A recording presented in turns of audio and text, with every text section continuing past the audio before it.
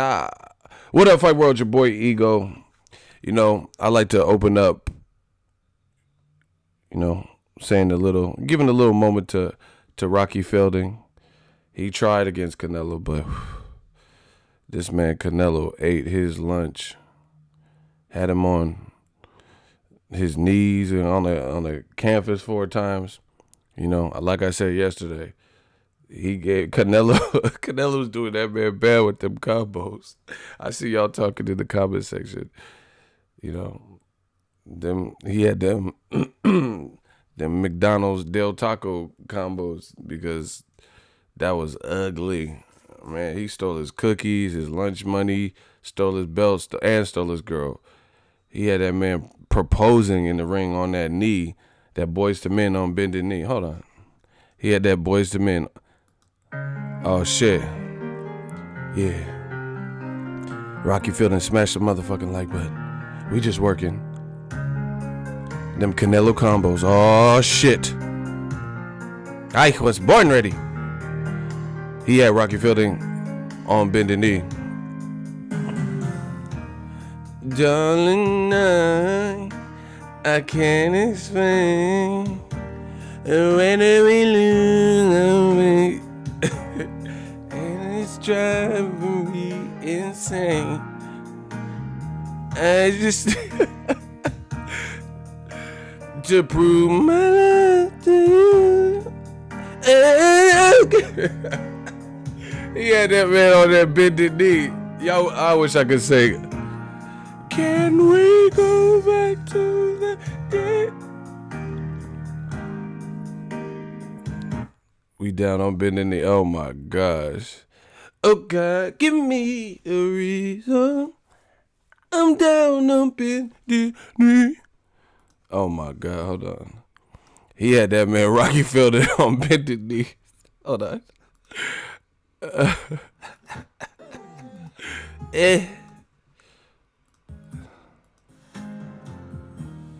Darling,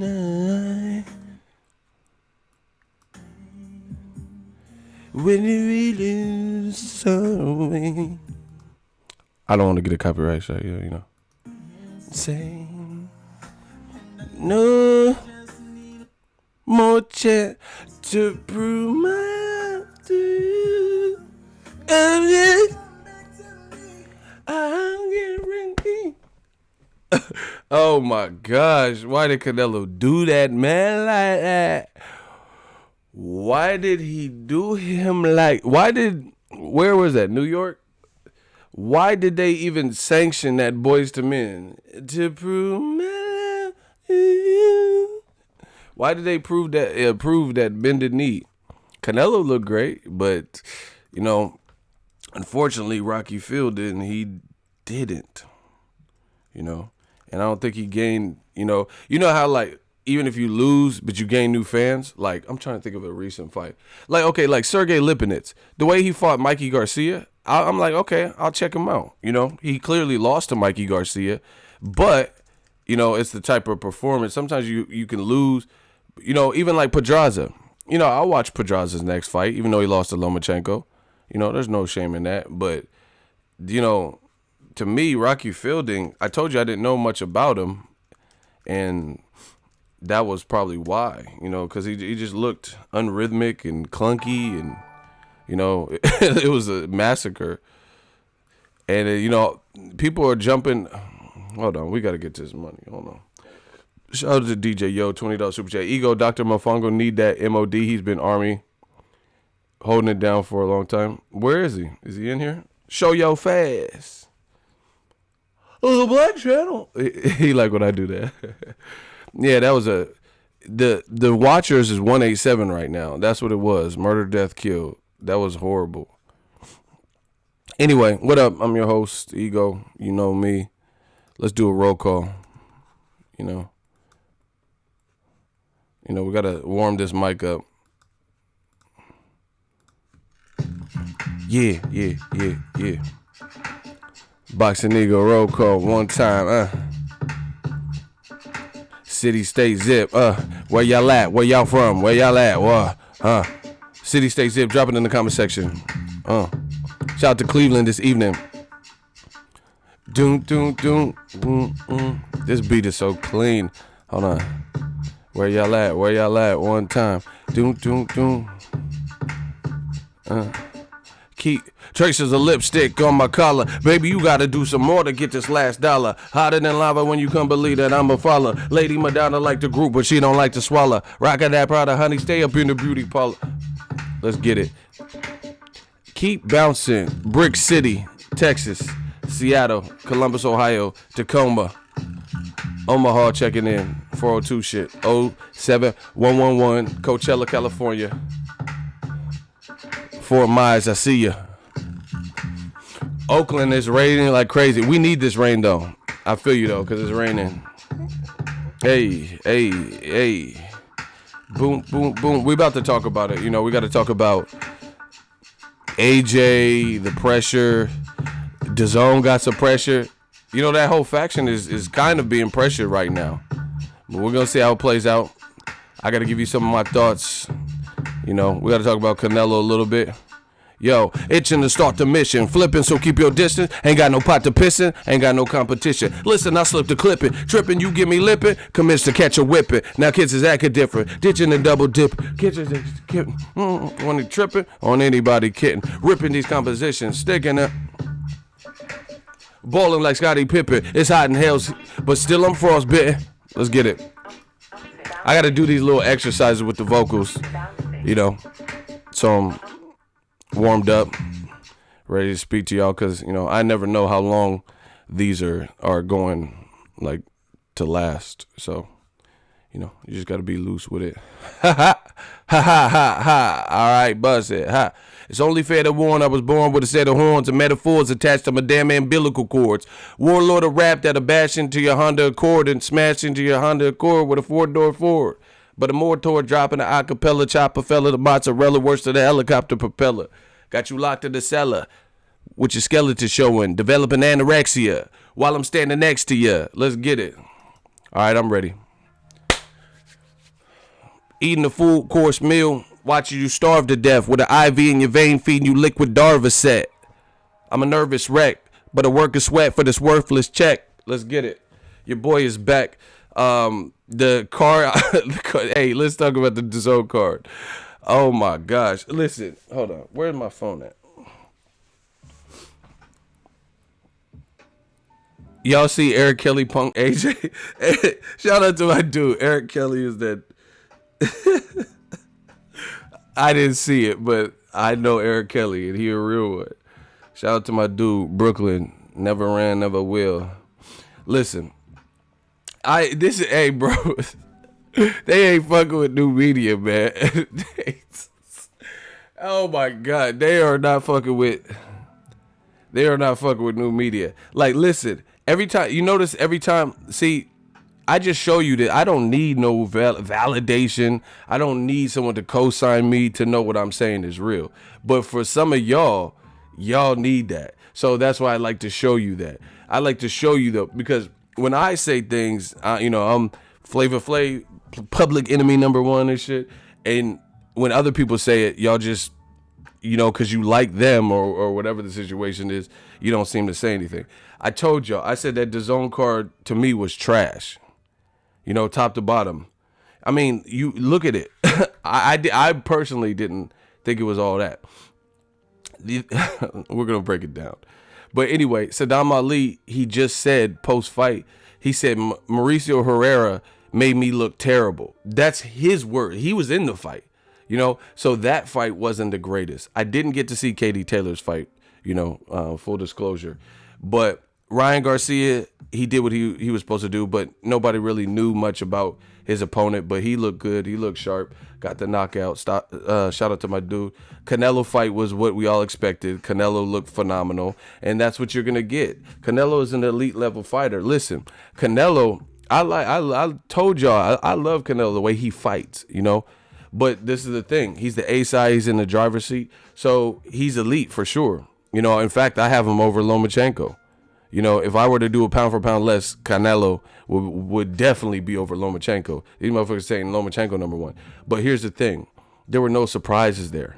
There was no surprises at all. And there's a reason, and you motherfuckers want to play dumb. There's a reason he selected Rocky Fielding at 168 instead of anybody that was a champion that was top 5. Jose Uzcategui, guys like David Benavidez, guys like Caleb Smith, who knocked out that guy. You know, there's a reason for that. And you can play dumb all you want. What you dumb da dum dum dum? You know, shout out to Tekashi. You can play dumb da dum dum dum da dum dum all you want, but you know why he selected Rocky Fielding. You know, from a strategic business, I want to be a 3 weight division champ. Yeah, it makes sense. That's what they did. That's what they exercised. You know, but anyway, when I say the card is trash, which it was to me, you know, people are mad at me. But then you have Saddam Ali saying it wasn't my best work because of Herrera's style. And Herrera does that to everybody's style. You have a top rated prospect who looks like he could do big things. Look what he put on Twitter, Teofimo. And I'm really fucking with his movement right now. You know, catch the wave before it get too hot. So this is Teofimo. He's in Aruba after his fight. He got a first round knockout of Mason Menard. Look at what he said. He from New York, too. He said, this vacation is so much better than attending to see those shitty fights yesterday. Hashtag Aruba. He said, hashtag Aruba and the Rubik's Cube and Aruba. And I'm like, Scuba Steve, when I do the deed. Listen. So he's a New Yorker from New York. The DAZN card was in New York, Madison Square Garden. And he's telling you, out of nowhere, he just posted, yo, I'm glad I'm in Aruba, better than seeing those shitty fights. So, yeah, exactly. And Teofimo's looking like the next big thing. The motherfucker's got personality, doing backflips and Fortnite dances, and he got cracks. Keep developing, young man. You know, top rank, you know, I don't agree with everything Top Rank say or do, but I give credit. They know how to move fighters. They know how to get fighters, especially when you're like up and coming. They know how to get you to fights and keep you active. You know, they've been around. This is an outfit that's been around since 60s or 70s or whatever. And he's a New Yorker talking about, I'm glad I'm on vacation rather than attending those shitty fights. You know, it wasn't a good card. You motherfuckers can say whatever. Oh, you're hating. And then here's another thing. Listen, here's another thing. People keep running around with this narrative. Oh, how are you complaining about the fights? It was free. Motherfucker, it wasn't free for me because guess what? I'm a fucking boxing fan. I don't just wait for Canelo to fight. I already used my 30-day free trial for the first month DAZN was out for Joshua Povetkin. But these motherfuckers run around like, oh yeah, how can you complain on something that was free? It's free to you because you only fucking pop up when Canelo fights or whatever one fighter that you watch a year. That's why. That shit wasn't free for me. So as a paying customer, you go to a restaurant, you buy some food, you can go on Yelp. It's a free country. You can go on Yelp and say, hey, that food was tritted ash. You know, I'm a paying customer. That product was not that Blue Magic. You know, Blue Magic, it's like Pepsi. It's a name brand. And I guarantee it. Yeah. Man, I used to work for on half of a business. They don't know me though. Like, that was not that piff. That was not the Blue Magic. The shit was not good. You have Canelo being your biggest star, and crowd-wise, that was good. You know, it looked like it had a good turnout.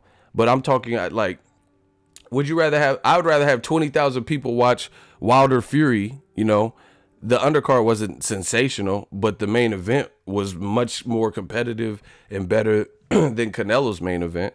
You know, so to me, DAZN is under an immense amount of pressure. That's my honest opinion.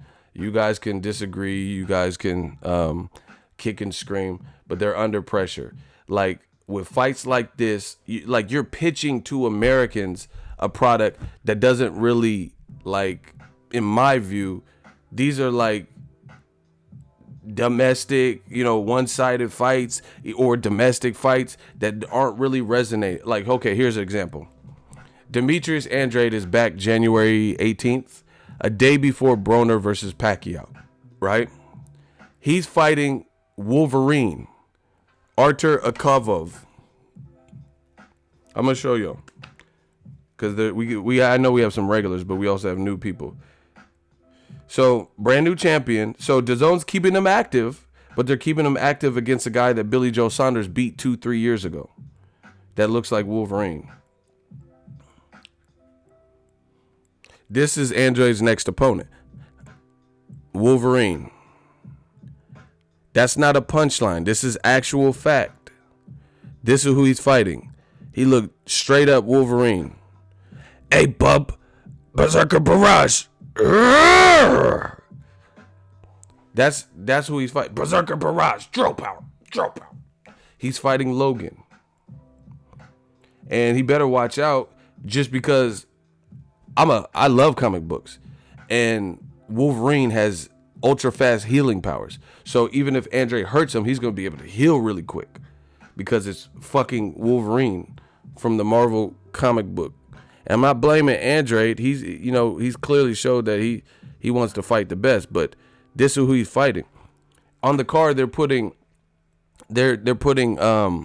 Gerald Big Baby Miller versus Trevor Bryan. That's not an elite level heavyweight fight. Gerald Miller looks to be like, barking up the tree of a title shot. But who is Trevor Bryan?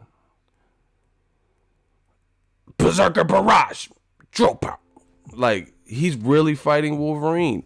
And what makes that worse is, see, this is how thorough I am. I'm thorough in every borough.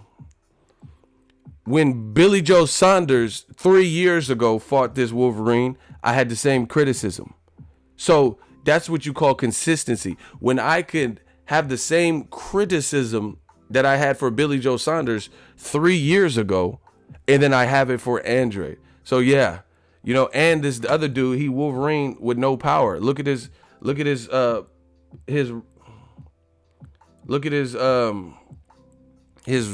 KO percentage. This dude looks straight up like Lucas Matisse little brother. This Mucus Matisse. Who is this dude, man? His lineup is crooked. It's like at a slant. Like, come on, bro. This is what Eddie Hearn felt is the next star-making path for Demetrius Andre. So, you know what I'm saying? At this point, how is Andre going to be, given a Canelo shot? You see, I want Andre to fight Canelo. You know what I'm saying? But fighting Mucus Matisse or whoever this dude is, fucking the machine, right? And then this, see, I do a lot of forward thinking, unlike some of y'all one time a year motherfucking fans, right? And this is the thing. I want to see Andre, he's a champion. I want to see him get the big fights. He already said him and Daniel Jacobs are boys since the amateur, so they're probably not going to fight. So that leaves Canelo, that leaves Charlo and Triple G. Triple G don't even mention Andre. Canelo don't really mention Andre. And then if you have Dazn and Eddie Hearns, and this is who they're matching up Andre, then it's going to be a built-in excuse, because Andre, they're going to say the same thing, even though he's a champion. Oh, who does he beat? Billy Joe Saunders beat that guy. Y'all didn't even study. I study the tapes. I see how this game is structured. I see how it's put together. So bottom line is, fighting Wolverine motherfuckers that Billy Joe Saunders beat and stuff, it's not just about losing, because there's a lot of guys that have L's. Like Luis Ortiz has an L, but he'll still beat your fucking ass. So it's not just about having a loss, it's the whole picture. Andre is elite level. He's fighting a guy that Billy Joe Saunders beat 3 years ago that doesn't have a stylistic style that will most likely beat Andre. So it's a pickup fight. It's a fight just to keep him busy. This guy has, let me check up his, I know it's not that much because I've seen it before, but just to give you, because I like precise and precision. Okay. This is his record. 19-2 with 8 knockouts. So that's his record. He's 33 years old, and he only has 21 fights at age 33. So he's 33, and he only has 21 fights, and he has 8 knockouts. So it's not even like, even the Walter Katandakwa, at least he was knocking out everybody in Namibia. You know what I'm saying? So maybe he can pose some level of danger. But this is the main event. I just don't see how that's going to cut it for Dazn, to be honest. Gerald Miller versus Trevor Bryan. But he should be fighting the Derek Chisora Dillian White winner. They're all with Matchroom. All right, Sid Brown trying to go against the Dawn. Bro, you can't win. You said Andre trying to stay active. It's a tune-up. He just fought. So that's cool. Okay, so you want to make excuses. Now I got to bury you. Okay, so we'll leave the Andre card alone. A new card that they just put together. Jorge Linares versus Pablo Cesar Cano. Pablo Cesar Cano hasn't been relevant in a minute. He fought Shane Mosley in like Cancun years ago. Shane Mosley don't even fight anymore. He fought Eric Morales years ago. He fought Paulie Malignaggi years ago. Those were probably his best fights around then, when he was fighting Paulie Malignaggi and Eric Morales. He's been having little small fights. So why would I want to see Jorge Linares, a former champion, fight against Pablo Cesar Cano as a main event on DAZN? This is what I'm saying. Like, DAZN is trying to market to Americans. That does. Jorge Linares, he's good. He like Jorge Linares, when he's switched on, he has some of the most beautiful combinations. He's at 140 now. You can't find no one but Pablo Cesar Cano. Pablo Cesar Cano at 140. Like, there's some people that aren't in that World Boxing Super Series that he could fight. Like, you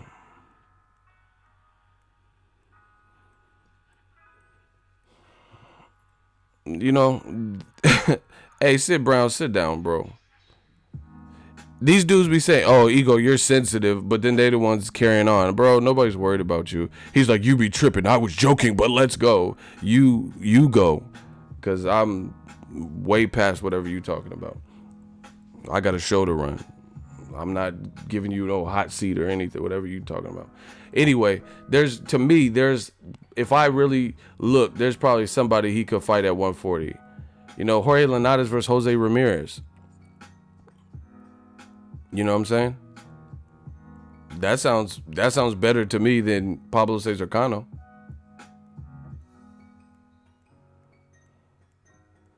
What's wrong with that? I don't think he's booked up. He's not in the World Boxing Super Series. So that's what I'm saying. The whole thing is, I can't picture like DAZN blowing up like you thought I would, you know. Same number, same hood, it's all good. How they gonna blow up like you thought it would if they're pitching to Americans? The UK can't get DAZN. Australia can't get DAZN, and I'm sure it's not available in certain other areas. And then the best fights on there are probably domestic level fights that they could maybe get up for. Like Derek Chisora, Dillian White. The UK might love that, but guess what? It's being broadcasted through Sky Sports pay-per-view. So DAZN doesn't reap the benefits from that. So they have to pitch it to Americans who are pissed off at that whole faction because Joshua didn't fight Wilder. You know, Dillian White talked a little shit to Luis Ortiz and Eddie Hearn didn't make that fight.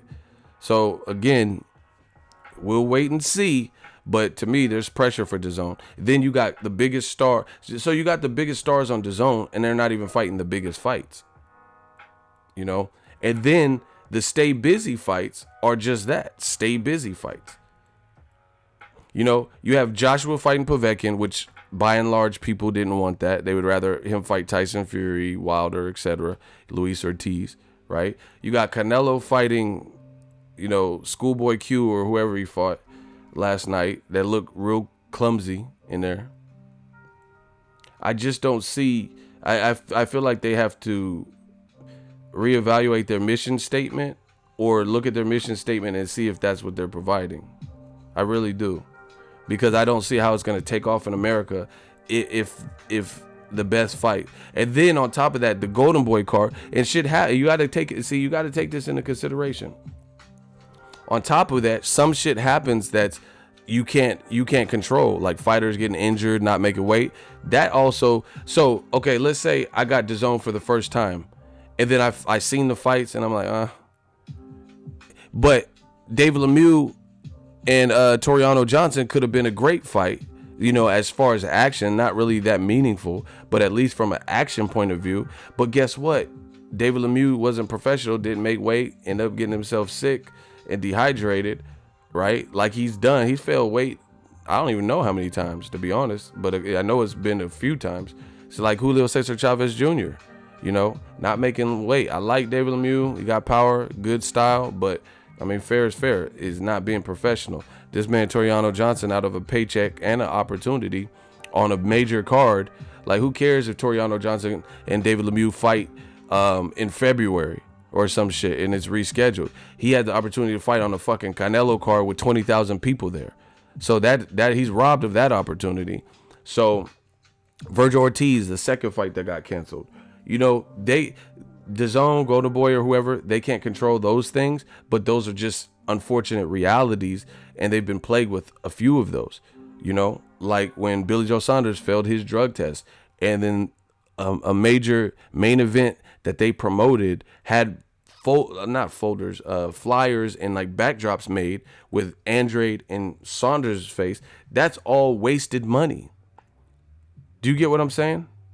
You wasted all your money because Billy Joe Saunders failed a drug test. So you have all these backdrops, all these cards, all these flyers that really just go in the trash now because the date, even if Saunders and Andrade later fight, were you going to reuse the posters and then somehow like put some tape over the date?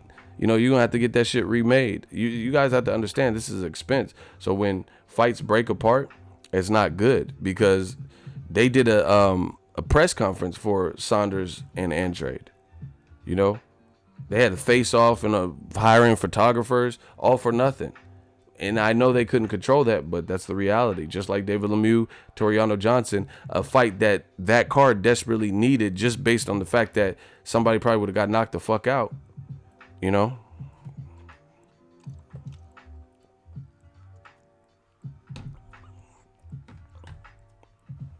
It's like they got to do something, baby. I'm just being honest like I always am. If you're pitching to Americans, you have to cater to Americans. You know, you don't see like an Italian open up a Mexican restaurant and not making any Mexican food. You know, you get what I'm saying? Like, and he's just serving Italian dishes. Now, if for some reason he wants to intertwine the two, that's, you know, it's his restaurant. But you can't just have a Mexican taqueria and then all you're serving is spaghettis and pasta and shit like that, chicken and shrimp carbonara. Like, so DAZN, I really feel like they got to start coming out with some bangers that are big in America. Canelo versus Rocky Fielding is not a big American fight. In fact, most Americans didn't really know much about Rocky Fielding. That's why they're making them Rocky jokes and Rocky Balboa. And y'all fall for these gimmicks and stuff. Oh, he was named after Rocky. So, well, guess what? Stallone and Rocky never fought like that. You know, that was a dreadful fight. Like I said, Canelo, he looked sensational. But I'm not a once a year boxing fan like some of these motherfuckers. You have to factor in the opponent. That's like me going to an elementary school and knocking out a little kid. You get what I'm saying? And then getting credit, and everyone's like, "Oh shit, Ego slept that fifth grader." Like, it's a fifth grader, you know. But can I do that to someone my same age and build and height? You know, you get what I'm saying? Like, and I know that Canelo was smaller. Yeah, he was smaller than Rocky Fielding, but he also, that was the only saving grace, I guess you could say, because every other department Canelo won: power, skills, defense, experience, A-side, everything. Rehydration clause was placed on Rocky Fielding. So in every other facet, it was the Canelo show. You get what I'm saying? And body punching, combination punching, jab. And then to top it off, this is not Canelo's fault, but Rocky Fielding gave up all of his height. He's fighting down like he's like this, like crouching tiger or whatever. You get what I'm saying? So he gave up the one advantage that he didn't even have a good game plan. The one advantage that he carried, he immediately gave up in round 1. Go watch the fight. So, how you have no advantages at all in experience, power, he definitely didn't look like a crisp puncher. Canelo was fucking him up, bro.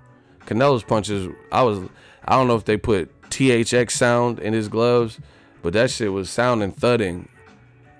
And I knew he was going to take them knees. I knew it. Because Canelo was hitting him too. Yeah, I mean, when you seen what Canelo was doing, Canelo was trying to destroy this man.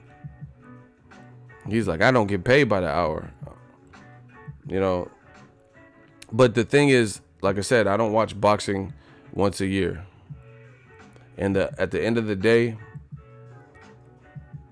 it's no mystery. Canelo's a good fight. I just told you, I put him over Lomachenko, to be honest.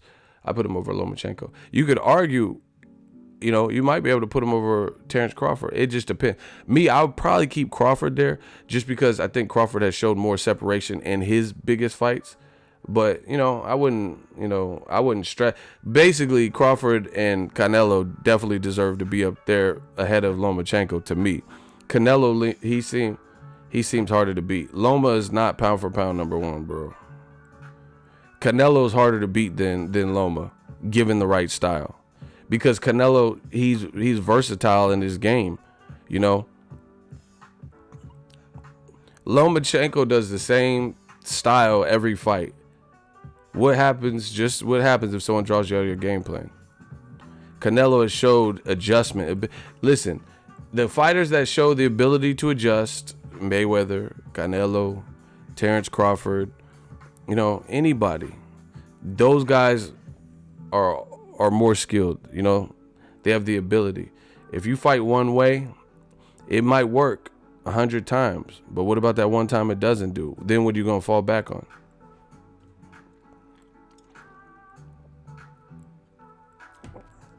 We've never once seen Lomachenko fight in a style where he was just like more straight up and in the phone booth. Real talk, even Carl Frampton shows more kind of range in his approach. You know what I'm saying? And Leo Santa Cruz, he showed you, he shows how he always fights, throwing 1,000 punches around and body punches. And then in the rematch, he showed me something different because he boxed. He did, he didn't bite off too much. He was just, he was just taking the win how he could get it. So that showed me something about Leo Santa Cruz. I've never seen that from Lomachenko. I've never seen him fight a fight without, trying to create a bunch of angles and moving around and jumping in. That's cool. That's what he does. That's what works for him. But I'm just saying, you get in there with the power puncher and a counter puncher and a guy who's not going to just mentally fold or whatever, is going to keep winging them shots like the Danny Garcias, especially guys like that. Danny Garcia has a chin.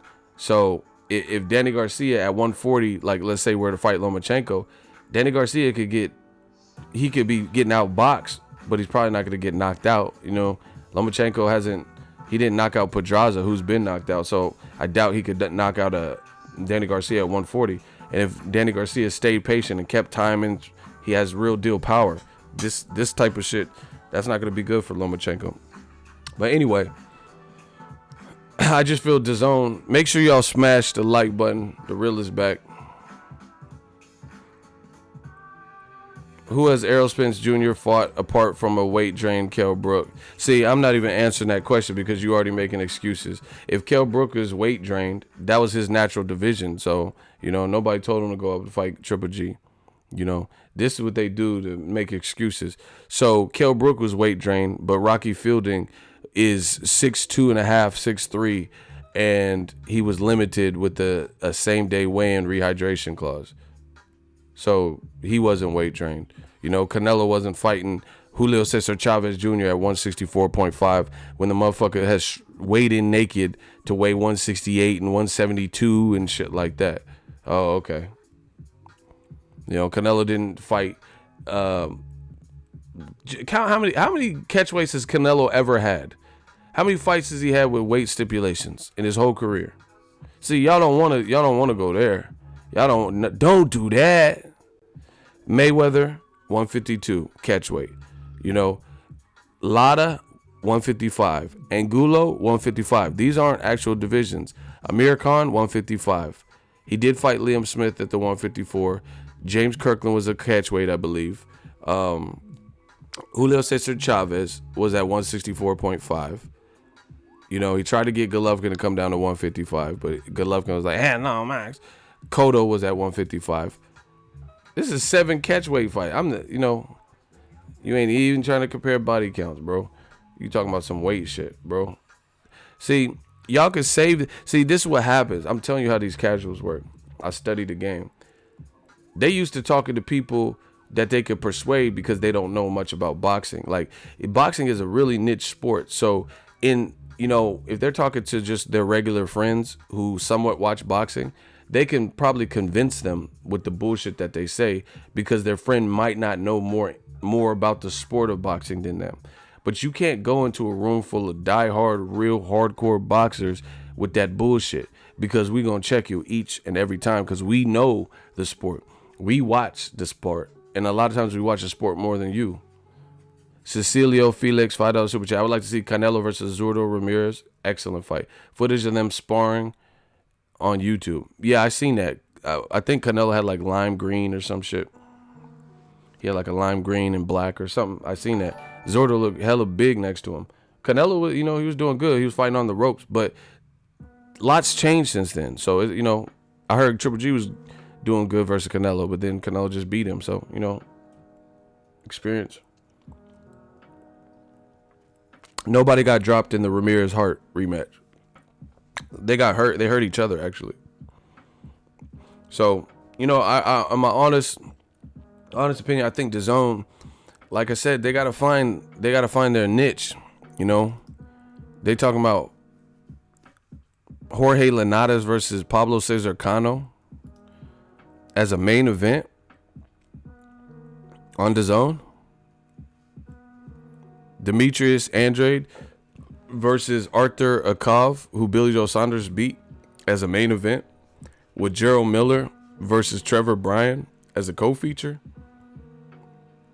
I just feel like those fights aren't going to resonate with anything outside of the hardcore. Now, the whole thing with DAZN, their whole pitch, or at least since they got Canelo, their whole pitch has been aimed towards like, get DAZN, pay-per-view is gone, or whatever they talking about.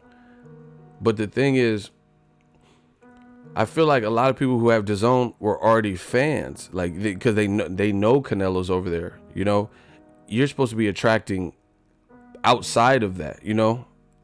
Like, hey, I didn't know much about Canelo, but I started watching his fights. I started watching his fights because it was on free TV or it was on HBO or it was on this, so I got into it. You get what I'm saying? And I just don't see how they're going to capture that market with those types of fights. Like I said, you could say whatever you want about AB. He will fight anybody. He's never in boring fights.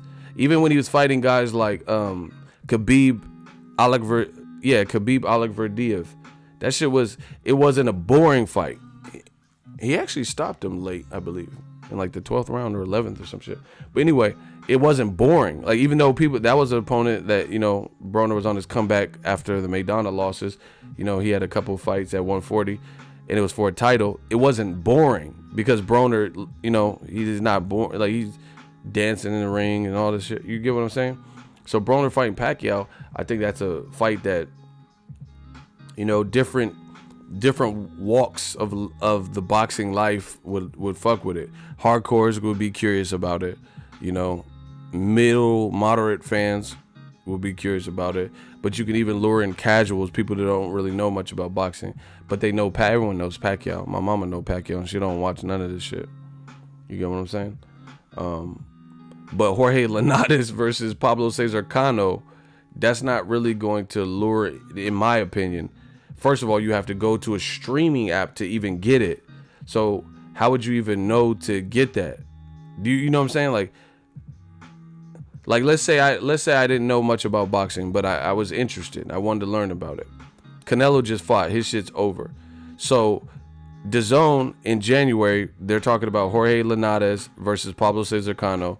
and Demetrius Boo Boo Andrade and Arthur Akov. So how are you going to know about those fights and get hyped for those fights to get DAZN? Because the Canelo shit's over. AJ's not fighting for the rest of the year. So between now and those fights in January, if you don't already have DAZN, because some people have 30-day trials, and then when they see it debit their account, then they'll cancel it. Some people just did it for the 30-day to see Canelo. You know, some people kept it. But how are you gaining new people and they're gonna be like hyped for January? I canceled my shit. I'm being real. I canceled it. I have no problem getting it again, but I got to see what the schedule. Look.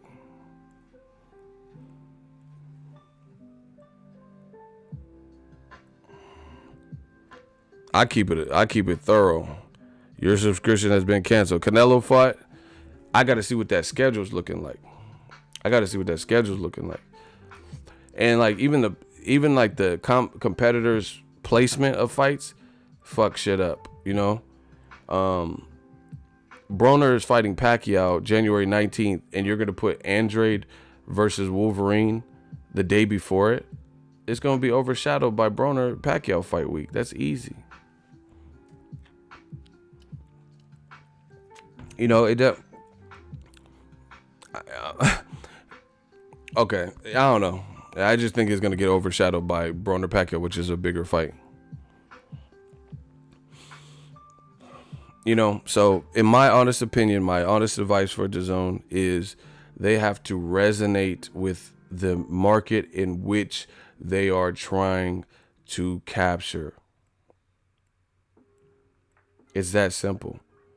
And this is why I said the people with DAZN performing arts or performing group or whatever, John Skipper and all them, they got all this money gathered up for DAZN, $1 billion, like, or whatever it was. Remember Eddie Hearn was bragging about it, but they haven't even had no big fights.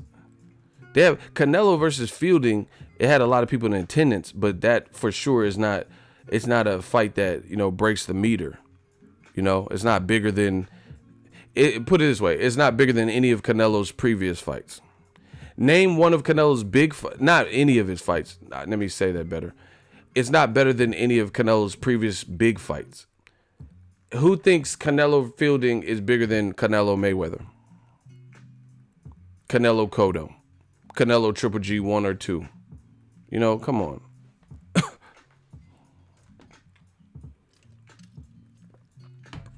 So, I don't know. Maybe they're hiding it for 2019. They're going to unload. But this is why I said the people with the powers that be, they were better off hooking up with Al Heyman just based on the strength of Al Heyman as a deep stable that he could distribute and give you a lot of fights with names that have already been established or somewhat established. They hooked up with two promoters that don't have big U.S. stables.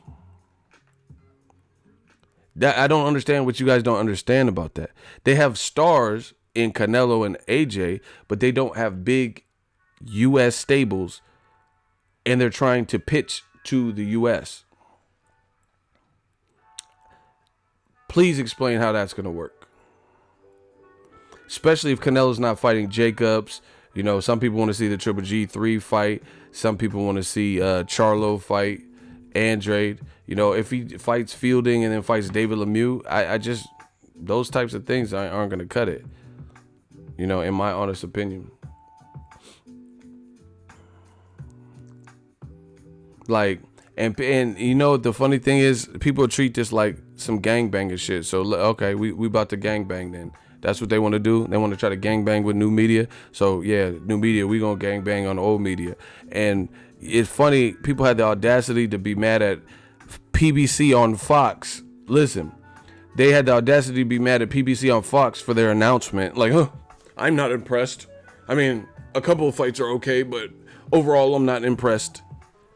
You're not impressed with PBC on Fox? But then you an advocate for Eddie Hearns' DAZN and Golden Boy? Come on, son.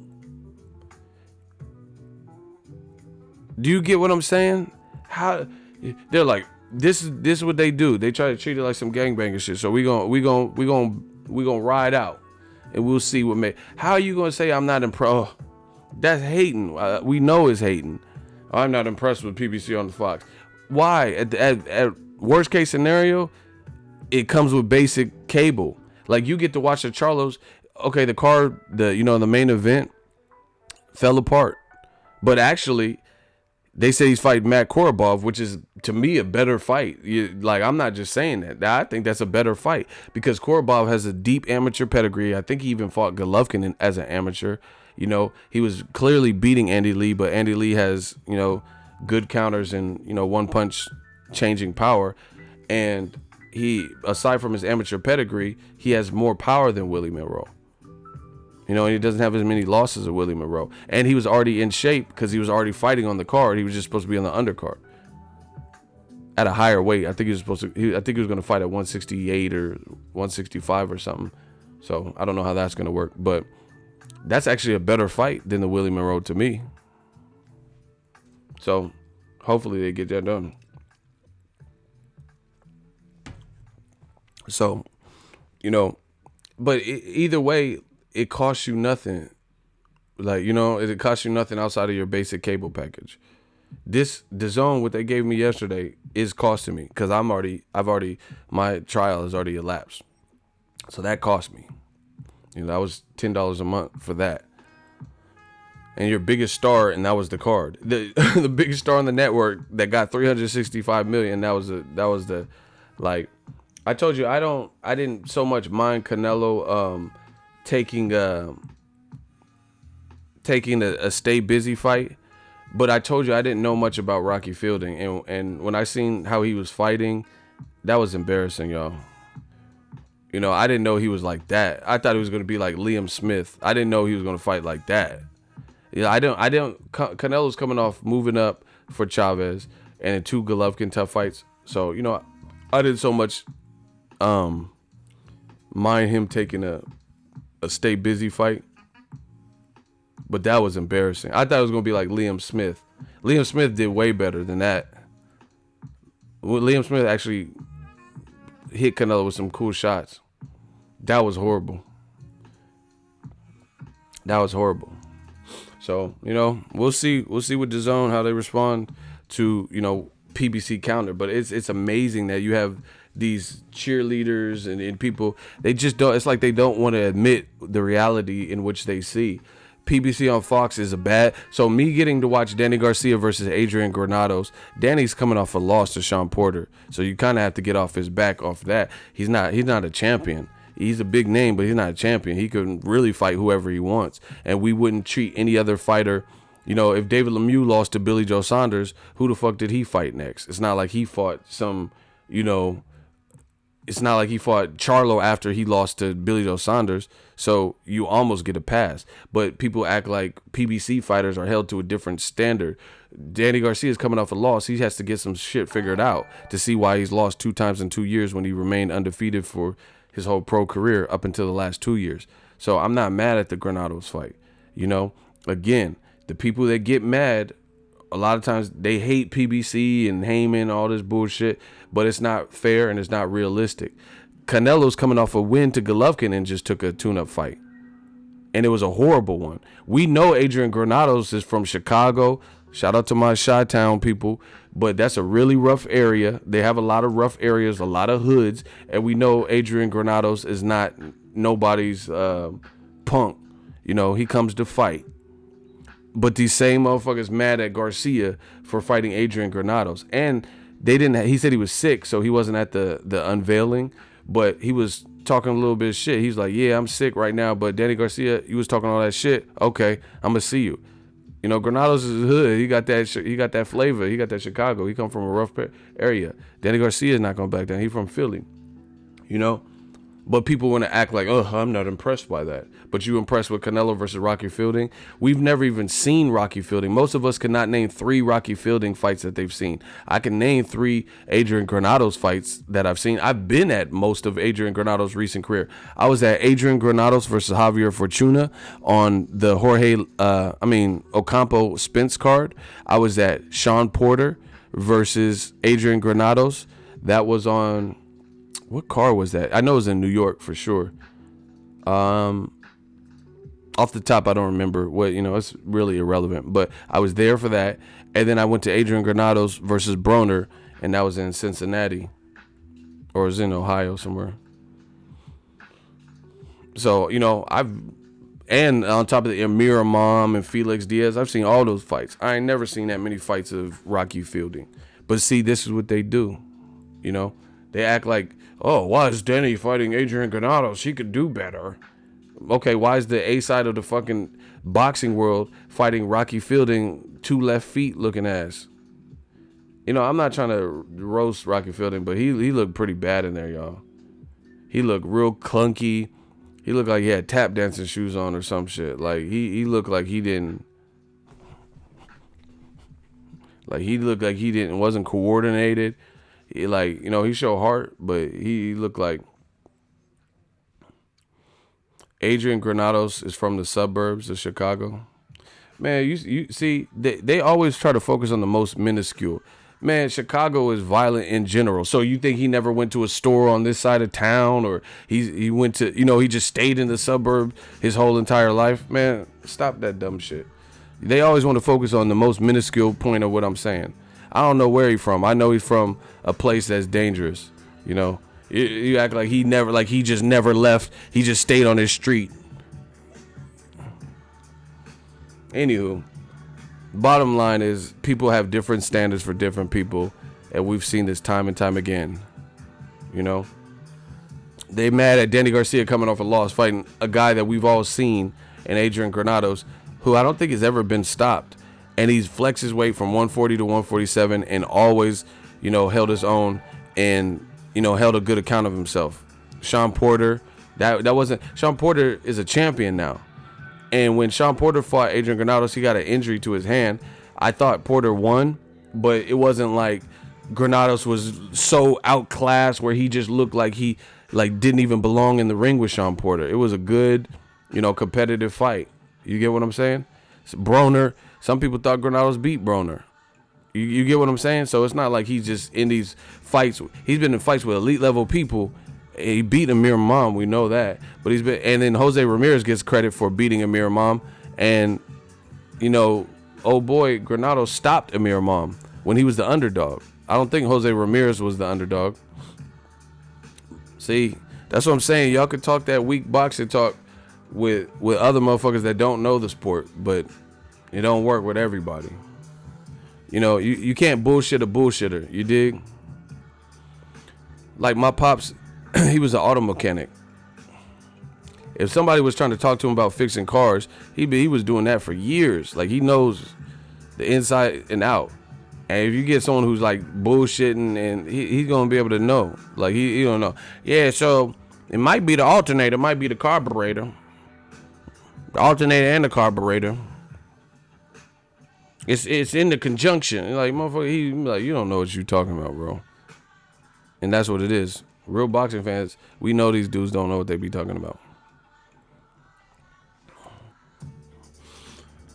But, I feel, like I said, I feel how I feel. Dazn, they're in dire need of a big fight and a big event that benefits and gets the eyes of Americans too. It doesn't have to be 2 Americans fighting, but it should be any fight that resonates with Americans. Put it that way. Like Wilder Fury, that wasn't 2 Americans, but it resonated. That's why they put it in America. And the Staples was lit because that fight resonates with it. Yo, make sure y'all smash the like button.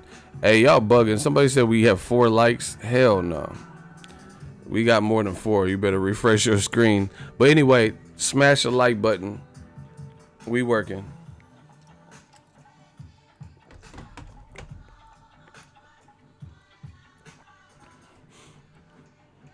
Yeah, we need to do much better on the likes. Otherwise, I gotta end this stream. I got shit to do. I gotta finish packing. We gotta get them likes up in a hurry.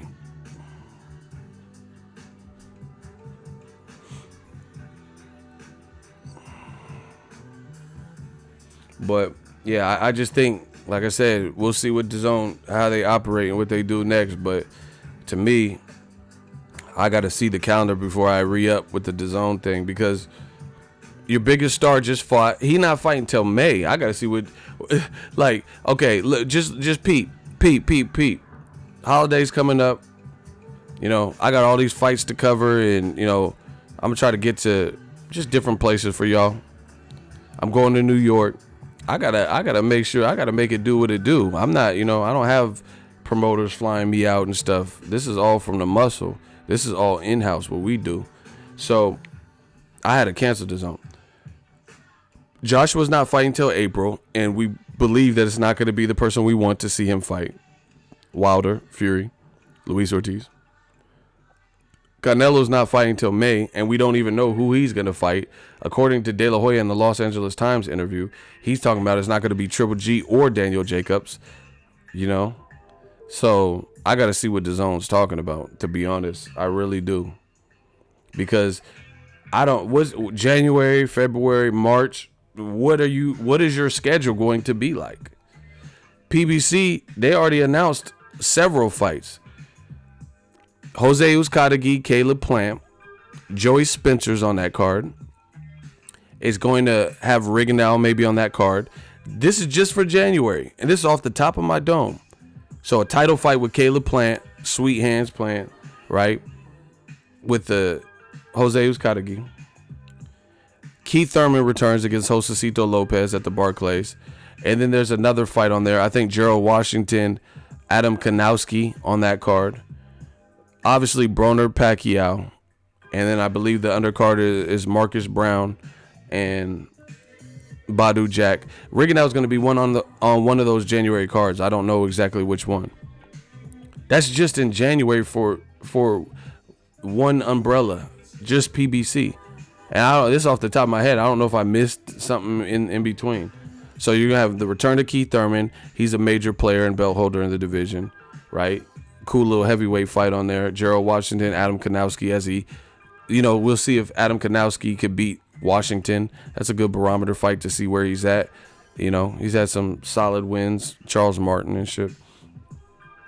Caleb Plant, Uzcategui. You know, I just told you. And in January for Dazn, the fights that they announced: Artur Akov, Wolverine versus Demetrius Boo Boo Andrade, a title fight. With the undercard, Gerald Miller versus Trevor Bryan, who I'm not familiar with. And Jorge Linares versus Pablo Cesar Cano. And Jaime Munguia versus Inouye. Not the Inouye from... No. Not the dope Inouye from super bantamweight or whatever weight he's at. Not that Inouye. Some other Inouye. Maybe it's Inouye's cousin. Some other Inouye that I've never heard of at that weight.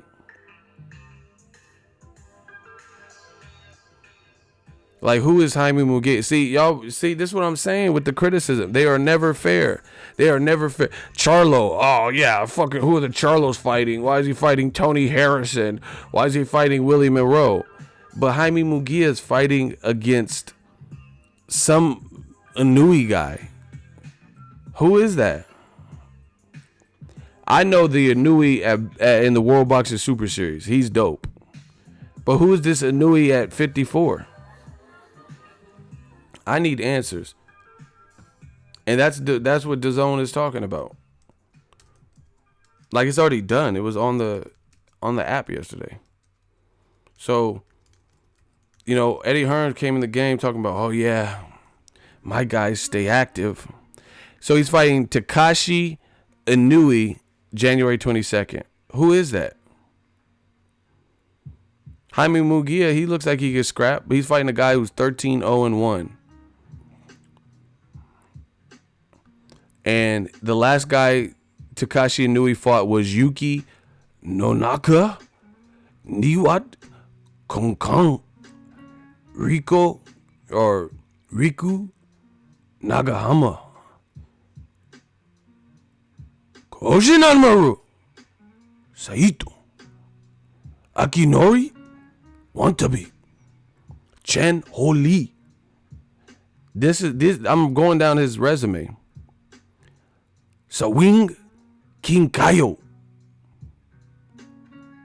Elfelios Vega. Idio Mikan. Listen, I haven't heard any. Listen, I ain't heard none of these. I ain't heard none of the. Dashiki? Hold on. Isn't Dashiki from Don't Be a Menace? Dashiki Nagata.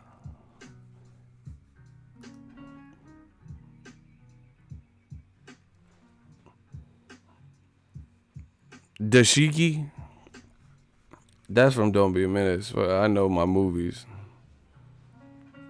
He fighting Dashiki. What good is a diamond nobody can see? I hear it at your. Remember when Shawn Wayans was, look up, Marlon, say chi. Shawn Wayans was licking her toes with the hot sauce. What good is it? Nobody can see. I hear you on lockdown, and I got the master key. This man fighting Dashiki. Bro, leave me alone. He said you just kiss every nigga at the party. Shout out to them. Happy birthday to you. For me? Happy birthday to you. For me? Happy birthday. I'm fit to show you how it is in the hood.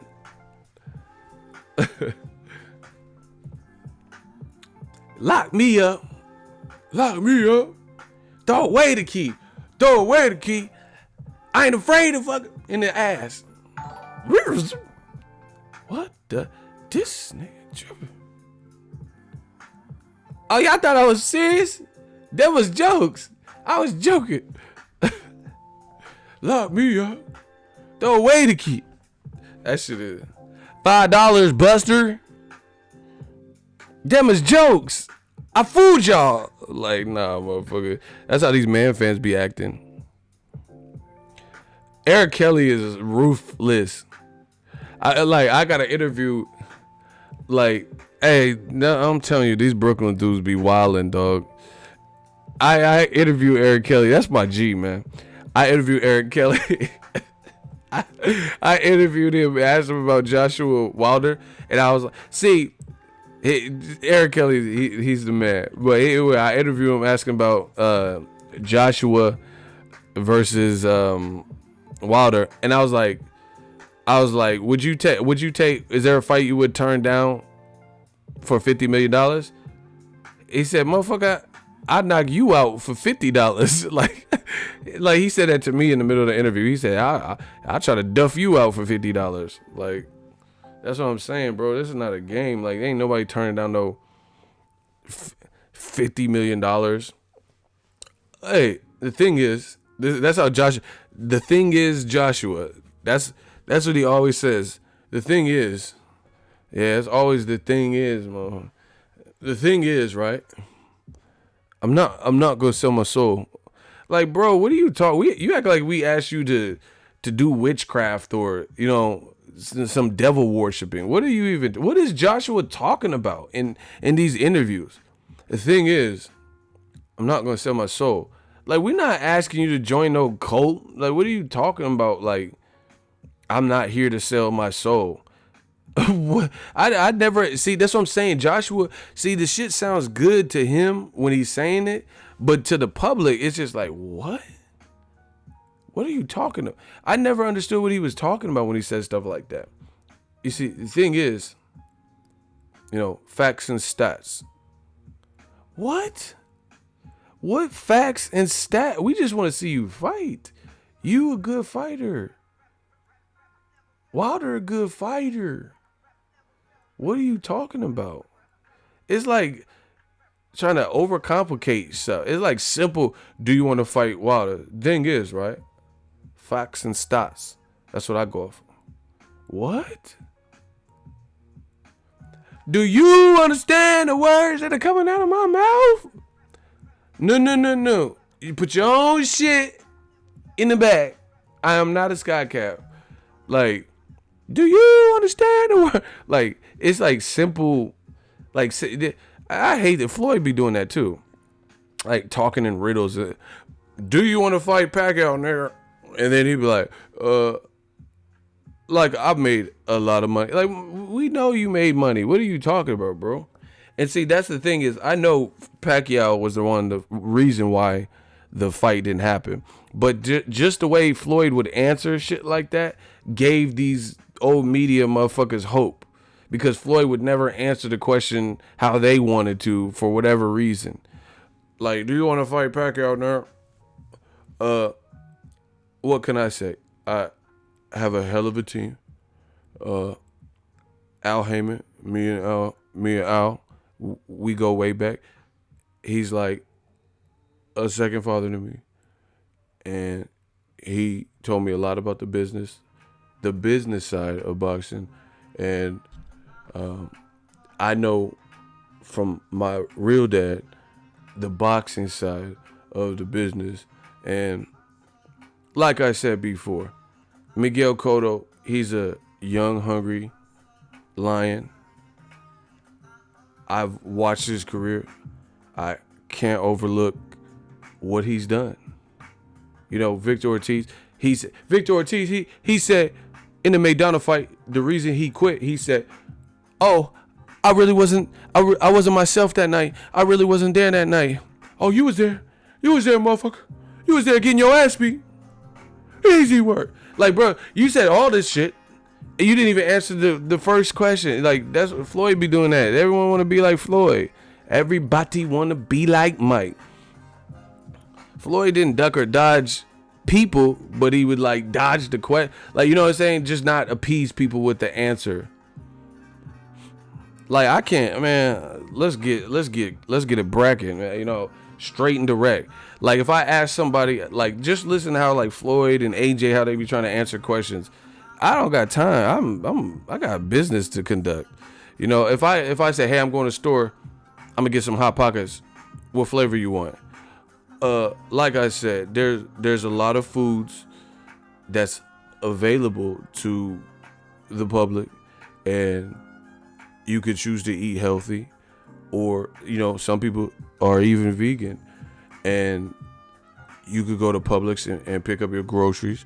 You could go to, like, you know, places like Albertson. Like, motherfucker, do you want a Hot Pocket? Like, fuck what you talk about. Like, like all this extra stuff, man.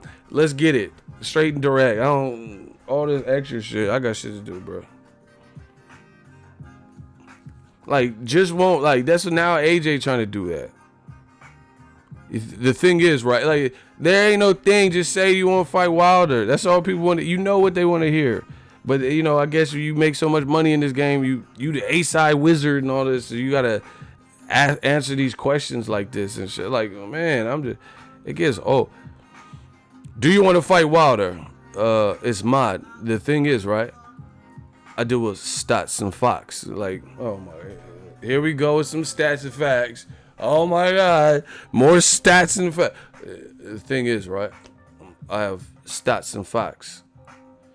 These guys, they turned pro when I was a puppy. Yeah. Oh my God. Here we go with when they turn pro shit. These guys have been for 10 years. You know, and he just keep saying the same shit. Okay, we get it. We know. Thank you, Wikipedia. We know when Wilder and Tyson Fury turned pro. Thank you, Wikipedia. Do you want to fight him next? How about that? What's up with this flat rate? You see them FBI badges? Now I want you to take the FBI badges and shove them in your ass. All the way up in your ass. I'm LAPD. What movie is that from? You see them FBI badges? Take them FBI badges and shove them up your ass. Like, all the way up your ass. I'm not FBI. I'm LAPD. What is that from? Oh, my God. Shout out to Damon. See, my squad, we know. I told you, we family. Shout out to Dre. Y'all knew what I was talking about. Nah, it wasn't Beverly Hills Cop. Close. All the way up your ass. I'm LAPD. Yeah. Why would they not want my help? Because they don't give a damn about you. They don't like you. I don't like you. I don't care. I'm here for the girl. The girl don't like you. Nobody likes you. You came all the way. Oh, Beach Boys. Beach Boys, great American music. The Beach Boys gonna get you a great ass whooping. Don't you ever touch a black man radio, boy. You could do that in China, but you would get your ass killed. That shit's funny as fuck. I gotta watch that again. Anyway, that AJ, he's not even answering the question. Stats and facts. Oh my God, here we go. Some stats and facts. Like, I thought I was out of school, but AJ's taking me back to school with these stats and facts and all this. That's mad, bro. It's simple. It's like he's trying to outsmart and like say the right things at the right. It's just an interview. Like, when I do these live streams, I don't have no teleprompter. We just working, you know. Hey, are you fighting Dillian White next? The thing is, right? Stats and facts. Oh my God, more. We back to the stats and facts. See, this is the thing, bro. This is why I don't feel like Team Joshua wants to fight. Or they want it on their own dime, on their own accord. Yeah, you might want to fight. You want to fight? Yeah, but you want to fight in 2021, though. Yeah, he want to fight when Judge Dredd takes place. You know, Demolition Man and all that. When we have like cryostasis where you can freeze motherfucker. He want to fight in the Jetsons era. Stats and fight. You know, you want to fight in the future. You time cop. You know. Oh, you want to fight in that future. That's AJ's favorite rapper, Future. But anyway, it's like, you know who people want you to fight, and you're purposely like trying to, be dashing with your answers. It's like, you know what it is. You know what people want. It's that simple. But all this stuff is making them look bad. You gonna admit that you thought the fight was a draw, but seconds before you question why Tyson Fury and Wilder are saying they want a rematch. One, they want a rematch because, like you agree, it's a draw. Not hard to figure out. Two, they want a rematch because they don't want to have to deal with you and your team.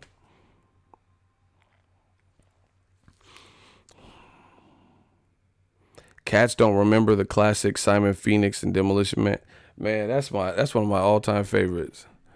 Yeah, you don't know to use the 3 seashells. You bald brain, frog face, Dude, you've been fined for the moral statute. That shit is dope. Wesley was dope with that. He said, whole room filled of gasoline. What you got, Soldier Boy? He said, whole room filled of gasoline. Set your ass on fire? My boggle. How much do you weigh? He said, Hey, the funny part was when he got the bilingual skills. That shit was hella funny. He was like sitting up in that thing, and he's like, federal statues. He's like, the Federalists, waving. When Wesley was repeating everything he said in Spanish, that was like a sleeper funny part. That warden or whatever was like, federal statues stipulate. He was like, the Federalists established the statute of waving. Stop that. And Wesley was like, little laugh. Do you have anything fresh to say on your behalf? Yeah, I do. Teddy bear. Hey, I gotta go watch that. That shit is classic. They used to have it on Netflix. I hope they still got it. I'm gonna watch that on the plane when I go to New York. Gang, gang. He went Spanish on it. He hit that Canelo on him. He said, Federales statue nueve. Stop that. He was rendered obsoleto. Oh my God. That part is so funny to me. He was like, the prisoners were rendered obsolete. He was like, rendered obsoleto. That shit was hella funny. Sandra Bullock looked good in that. Like, Lenita Huxley is met his match and kicked his ass. Hey, Sandra Bullock could get that word. I'll give her that Bullock. Yeah. Rendered obsoleto. And the home of the brave play ball. Ooh. I know that movie, like, it's probably, yeah. Anyway, Anthony Joshua, rendered obsoleto. Motherfucker, I am gold. Shout out to the 10-pound. Oh, yeah, we got a new super chat. Yeah, he said peace. Peace currently in the UK. Been subscribed. Seen you when you were Eagles World 1. Oh, yeah. You blocked me in the last stream when I was actually agreeing with you. I said AJ trolling. I didn't block you. Listen, y'all keep saying I'm blocking. I haven't blocked anyone in a minute. Meaning he intentionally lying to the people. Well, contact one of my shooters and we'll get you freed up on your other account. But I appreciate you. Enjoy your stay in the UK. I don't know if you live there. Appreciate you for the super chat and supporting. Hey, shooters, listen. We gotta decrease the sensitivity because there have been a lot of people been hitting me up saying they've been getting clapped left and right. You know, let's try this. If someone's hold on, it's fucking hot in here. Hold on.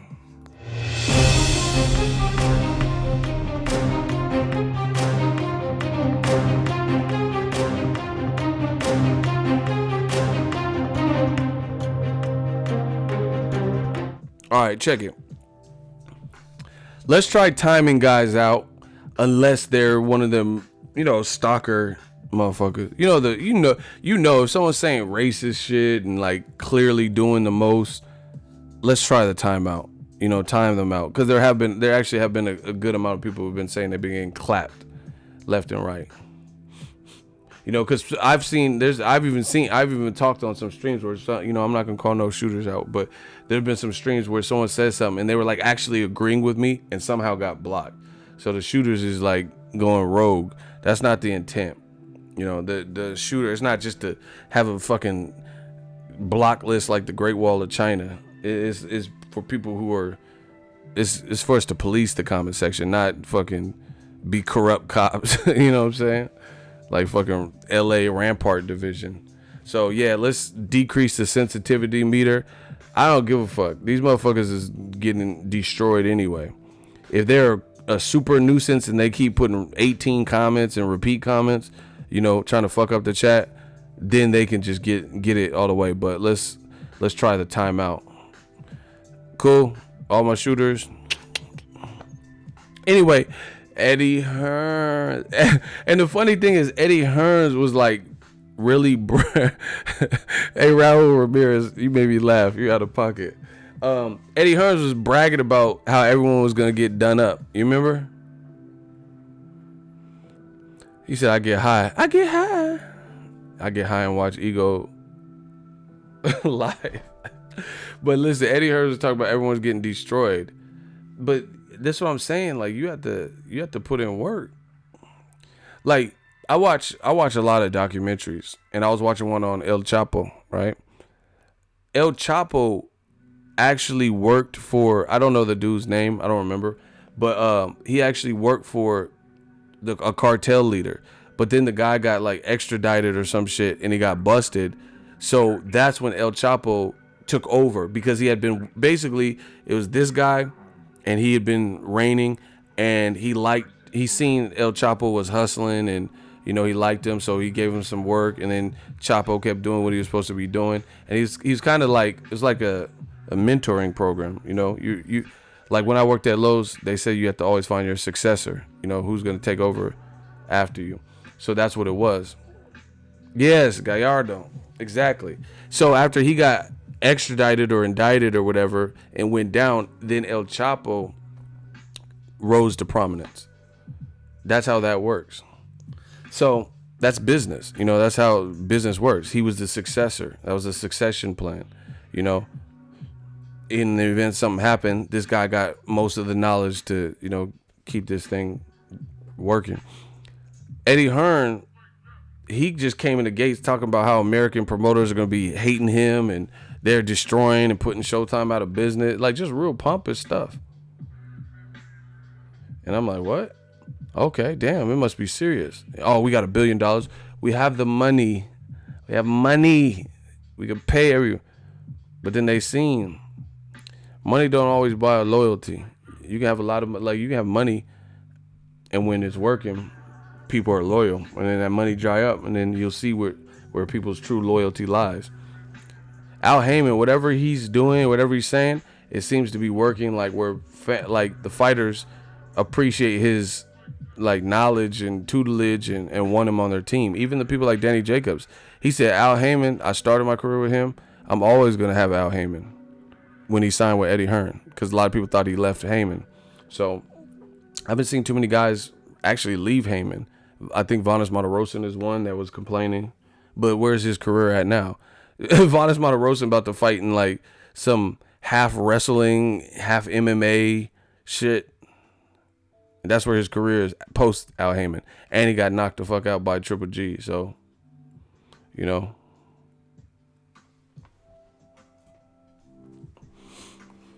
Anyway, I think Eddie Hearn thought it was going to be easier to wave money around and get people. But the thing is, okay, put it this way. Dazn, bottom line, Dazn, they might end up regretting giving Canelo that much money. We'll see how it all plays out. Canelo is already a wrap, but Canelo got the money. Okay, put it this way. Name a big signee that has came after Canelo.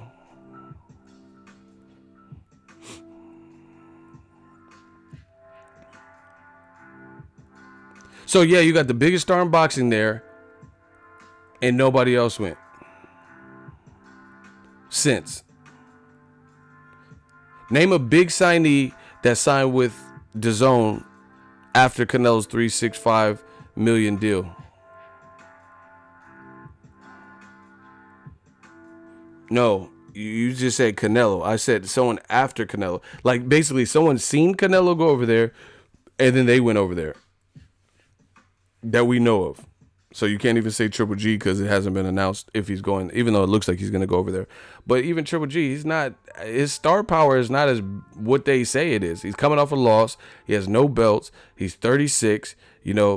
People feel like he's more beatable than earlier in his career. He has a couple years left. I mean, Abel Sanchez just said he got 5 or 6 fights left or some shit. Tevin Farmer was there before Canelo. Wrong answer. Anthony Allen has the true answer. No one. See, that's what I'm saying. Because I can't think of one person that came after Canelo. So what did you? Okay, so you're giving Canelo all this money. Cool. He's secure. He's taken care of. He just fought a fight that wasn't the biggest, and we don't know who he's gonna fight next. He just keeps saying, "I want to fight the best," just like Anthony Joshua. But we gotta wait and see when those fights are announced who it's gonna be. And you gave Canelo all this money, but who else have you attracted? Because Canelo fights 2 times a year. There's 12 months in a year. So you have to keep people interested for 10 other months, ideally. Why would you want people to sign up for Dazn 2 months out of a 12-month year? You want to build customers for life and people that just keep the shit going. That's how you make the real money. That's like me having channel members, and then someone is $4.99 a month, and then somebody is a channel member for 1 month, and then they cancel, and then they do it, as opposed to being a channel member for a longer period of time. You get what I'm saying? So it's that's how that works. Who at this point would pay for a Dazn year up front? You know what I'm saying? So $10 a month 12 months in a year, that's $120. Who's gonna pay? Like, who right now, like, say as of January 1st, who would just give Dazn $120 and say, here, pre-bill me?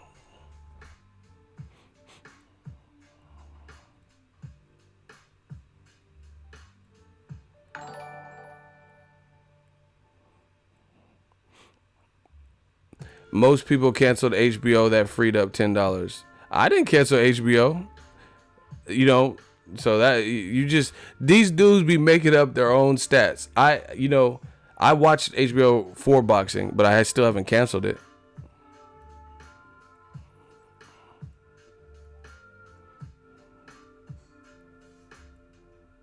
Okay, so Jose Ruiz says me, but I'm biased. See, that's what I'm saying. You still got to earn your stripes. Not many people, like Amazon Prime, I pay my Amazon Prime in advance. Like, I don't get billed monthly. I don't like that. I would rather Dropbox, I'm paid for the year.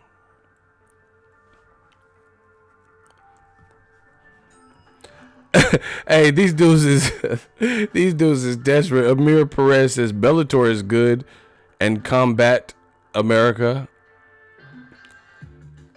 Not everyone watches Bellator, and UFC is bigger than Bellator. Shout out to Rashid Muhammad, $2 super chat. What's good, ego? Keep it popping. Hey, these motherfuckers is funny. These half full ass motherfuckers never feel like this when it's other issues. You notice that? They're all, oh yeah, but DAZN has cricket and Bellator is pretty cool. You see how the glass is always half full and they're always objective when it's some shit that they want to do well? This shit is so funny. But then when Heyman and Fox and PBC announce free fights on free network that's getting free publicity on NFL games, they're like, I'm not impressed. That's it? Okay, motherfuckers. Bro, like I said, me personally, I don't throw away money. So I have to see more of what DAZN's plan is for the schedule for them to ever get 12 months in advance. You have to be proven. Amazon Prime, I know I use the service to the point where I'm going to get my money's worth throughout the year. DAZN, I don't know that. So I definitely wouldn't even consider paying a year in advance. And I know most people probably wouldn't either. Listen, if somebody, I'll give $1,000. I don't give a fuck about money. I'll give $1,000 right now to anyone that produces an invoice that is not doctored up, and I do Photoshop, produces an invoice that shows that they pay for their DAZN and they pay for it in a year in advance, predated this video. So they've already paid DAZN for the, for the next year till December or January of 2020.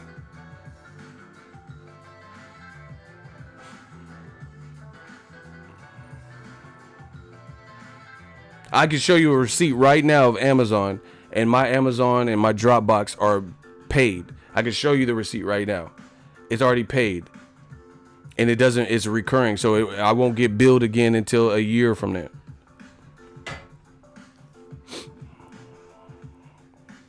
John Jones, Gustafson, that's a good fight. That John Jones didn't look spectacular in the first fight, so it could be a good fight. I gotta rock with John Jones. If all is well, like it's hard telling because John Jones has these inactivity dry spells, but going off of skill, I'm gonna pick him. I'm gonna think he can make the adjustments. It's Cursor. He said we need receipts. Laughing, bro. They not gonna come out, bro. Cinema Savage said, "Fuck that." LOL. I'm only paying whenever they have good fights. That's what I'm saying.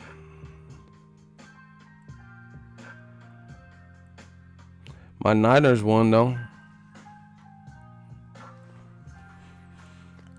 So, I got to see more. That's it, Once I start seeing the types of fights on a consistent basis made.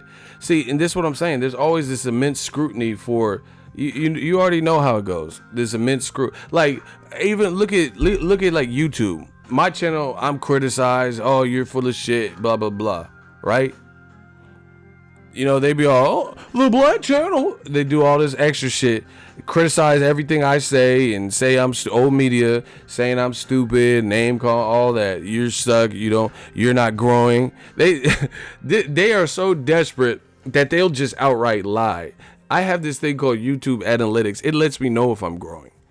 It lets me know where I'm at. And these paychecks, they also let me know if what I'm doing is working. But they'll lie.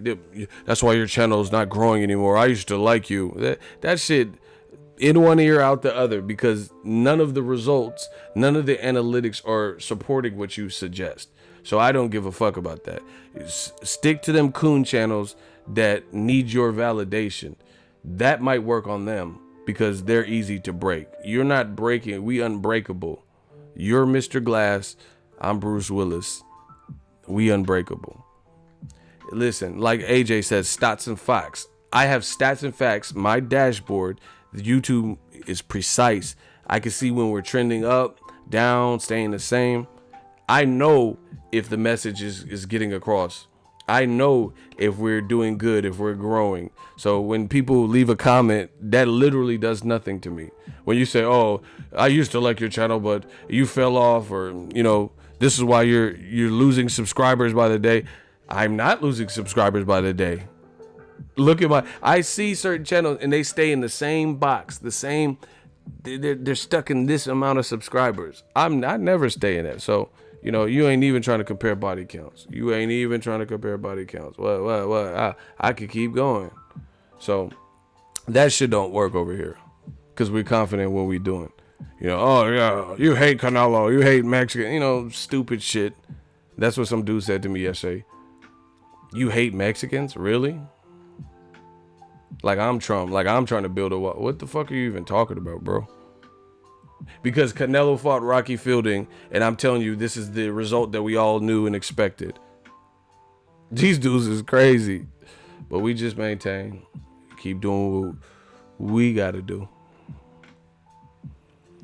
But yeah, like I said, I at this moment I don't have the faith to give Dazn upfront money, like a year annual, because I'll be like, damn, so I got to do it by case basis until I see like a schedule and consistently putting on the best fights and shit.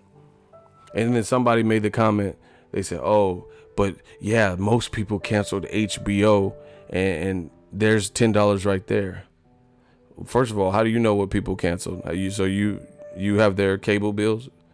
How do you know? Some people keep HBO because it's Insecure and LeBron documentaries and all this shit. So how do you know they canceled it solely for boxing? You made that up. Two, the other thing is this. Even if you did cancel it, that's more money in your pocket for the year. You're not just willing to, like, I've been in a relationship and I was cool in the relationship, but let's say the girl broke up with me, right? That don't mean I want to rush and get another, even though I was just in a relationship. Just because we break up and now I'm single again, that doesn't mean that I want to hurry up and get back in another serious relationship. So people had the serious relationship with HBO boxing. They were paying $12, $13 or whatever for HBO added to their phone bill. So if they were canceling it because HBO boxing is finito and done, then that's cool. But that doesn't mean you're in a rush to give someone else the money you were giving to HBO. HBO was proven. They had proven to put on for the longest, for 45 years, a good portion of that, they have been covering boxing. So they had seniority. That's why people kept boxing and shit. Dazn don't have no seniority. Dazn ain't been around 45 years. I don't even know if they've been around 45 days in America. You know what I'm saying? So it doesn't mean just because you're out of one situation that you're going to shell out cash to give something else. You gave it to HBO because they have 45 years worth of lineage and history. I remember HBO boxing. I'm telling y'all, I'm not saying I'm going to change the world, but I will spark the brain, like Tupac said. these companies, they need to start reaching out to people that they least, sometimes in business, the people you least expect can help you the most in your business. You know what I'm saying?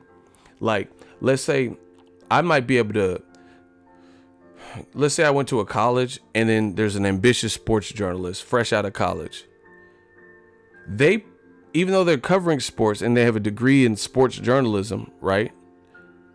They might be able to help me less than a guy who is a tattoo artist as a business.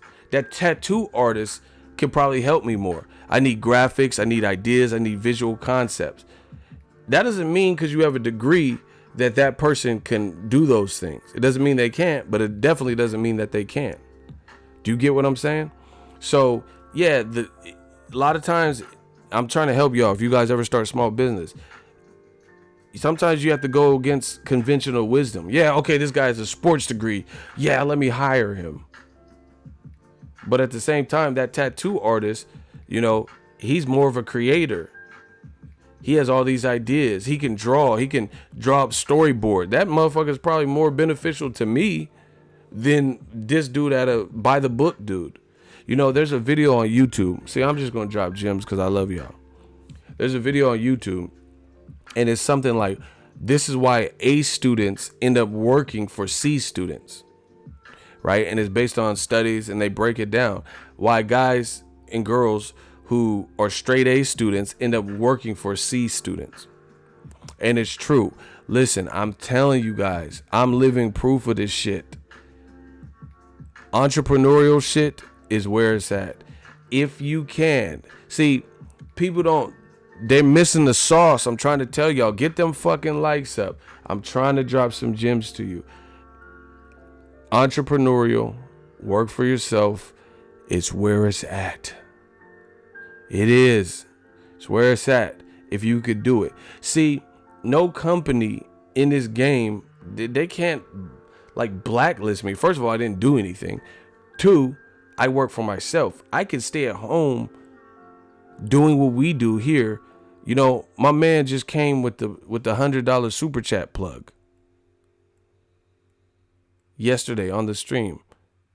That's off of one transaction. That's just him showing love. Ask Yar Hussein. Salute. That's off 100. When I worked at Best Buy, let's say I'm making see, I'm gonna fuck y'all brains up right now. Let's say when I worked at Best Buy, I'm working a full 8 hours. I'm getting a good, hourly wage. Let's say I make 100, 150. That's for 8 hours. I worked 8 hours, within taking the break. So I didn't work 8, but, took an hour lunch or 45-minute lunch or whatever. 2 15-minute breaks, right? So do the math. I still was working like 6.5 hours, right? Especially if I didn't take breaks, which, if you work retail and different shit like that, sometimes you don't get a break. Sometimes you mean to take your break and then you just end up taking a lunch because you had customers or whatever. And let's say I got 150 in the day.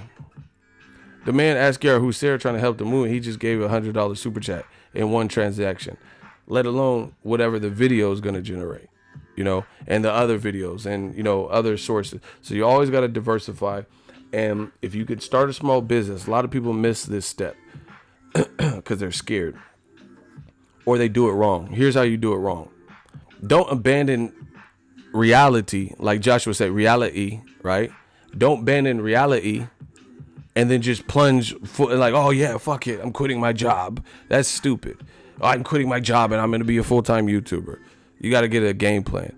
If you have bills right now and you just quit your job that you already been working to become a YouTuber, it's not really sensible, and you're going to be fucked up and then you're going to have to get another job, stuff like that. So you got to map out more of an exit strategy like I did, right? But the people, right? They look at like what they don't understand with like being an entrepreneur is because we've almost been institutionalized, almost like a prison or something, or like school. Just look at school. in school, they tell you, K through 12, try to find a good college, go to college. Listen, education is important. It really is. So again, I'm not saying drop out of school or nothing crazy. Education is important. But there is a lot of stuff you learn in school that's not applicable to everyday life. Like, let's say I'm out here in the Bay. Let's say I go out to Oakland. The shit I learned in school don't teach you how to deal with some street shit, or like if you're about to get robbed, or it doesn't teach you that. They don't teach stuff like that in school. Like guns and butter don't help me if I'm about to get robbed. So you still got to learn street smart, how to, protect yourself, just like mathematical equations, like certain math, like Jill has a basket with 18 apples, and then Johnny eats 3 apples, and then he regurgitates 1 apple back into the basket. How many apples does Jill have? Like, bitch, I don't know how many apples the bitch got. You talking about Johnny, Johnny, do, Johnny, do. You know what I'm saying? Like, I don't give a fuck about no apples and whatever you talking about. Like, how do I apply that to my life? Some apples in the back, It should be like, so Chris, he has 6 pounds of candy and he eats 18 lollipops and 2 ice cream bars. What does Chris have? Diabetes, motherfucker. He eating too much sweet. He got them silver teeth. That's what he got. His teeth finna rot out. I don't know. I don't know the answer to this bullshit. But I can't really apply that. Like, how do you apply this bullshit? Like, I never been working at a job and thought back to Jill and how many apples she had in a fucking basket. Like, so if when I I used to work at a movie theater back in the day, like when I was 16, worked at a movie theater. The registers were like old school. So you had to learn how to count back change. And at first it's kind of scary, even though people know basic math, but you had to count back. So I learned how to count change back. Like when the register wasn't working and shit, you have to learn how to get, okay, so the total was $17.50 and he gave me, $22, or a $20 bill. You had to learn how to count back, stuff like that. They don't teach you, they also teach you like back in elementary school, they said Christopher Columbus discovered America. That's what they told us.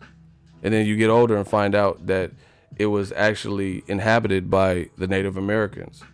That's why Christopher Columbus is not really even a celebrated holiday. But back in the day, Christopher Columbus was a day off from school and shit. So, you got to get your skill set up. And if you can start a small business, do it. Pursue it. And don't let nobody tell you no, because there's just options out there. There's just a lot of options out there. Like I said, I'm not downing school and school education system. It's important, but some of the stuff you learn, you'll never ever use. Like, when do I ever have to use guns and butter? Like, I've never just been chilling with my friends. Like, like the economy and guns and butter. Well, guns and butter. Like, I'm a YouTuber. I ain't talking about no guns and butter. Unless I'm spitting bar. Man, I got guns and flip butter. I run and flip a mutter. Like, you don't, I don't know, certain things you can't. It's like irrelevant. So, just a word to the wise. If you guys could get a game plan, just try. Just see if you, at the worst, keep a regular job and then you have a little side business that helps pacify things. You get what I'm saying? But ideally, if you can make that small business flip and bust, and then all of a sudden you can get out of the work system or get out of working for someone else. Because one thing I learned the hard way, when the going got tough, the company didn't give a fuck about the employee, on the lower level. It was all about the big wigs keeping their salary and shit like that. So, y'all got to be smart, play your part. I'm just telling you what I've experienced. And like I said, this you can create your own desk. I wake up when I want, go to fights I want. Like, it's different, Same thing. Like, I can't speak. I don't know him. I met Jake Paul just recently he was at the Wilder Fury fight. So, I said, what's up? But guys like that, Logan Paul, he a young cat. He's living life. You get what I'm saying? He said, I'm trying to learn a trade. No college. That's what I'm saying. I know a plumber. He was like in trouble with the law. Like he was like shit like that.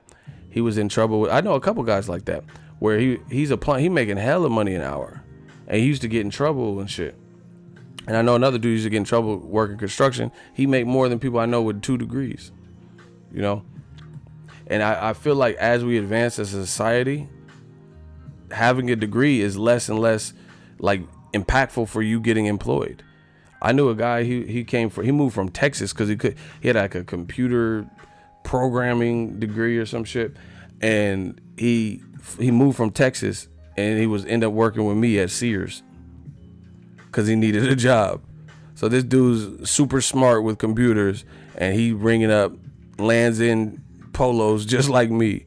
You know, he had to ring up the DeWalt drill and, you know, fight for Craftsman tool sales just like me.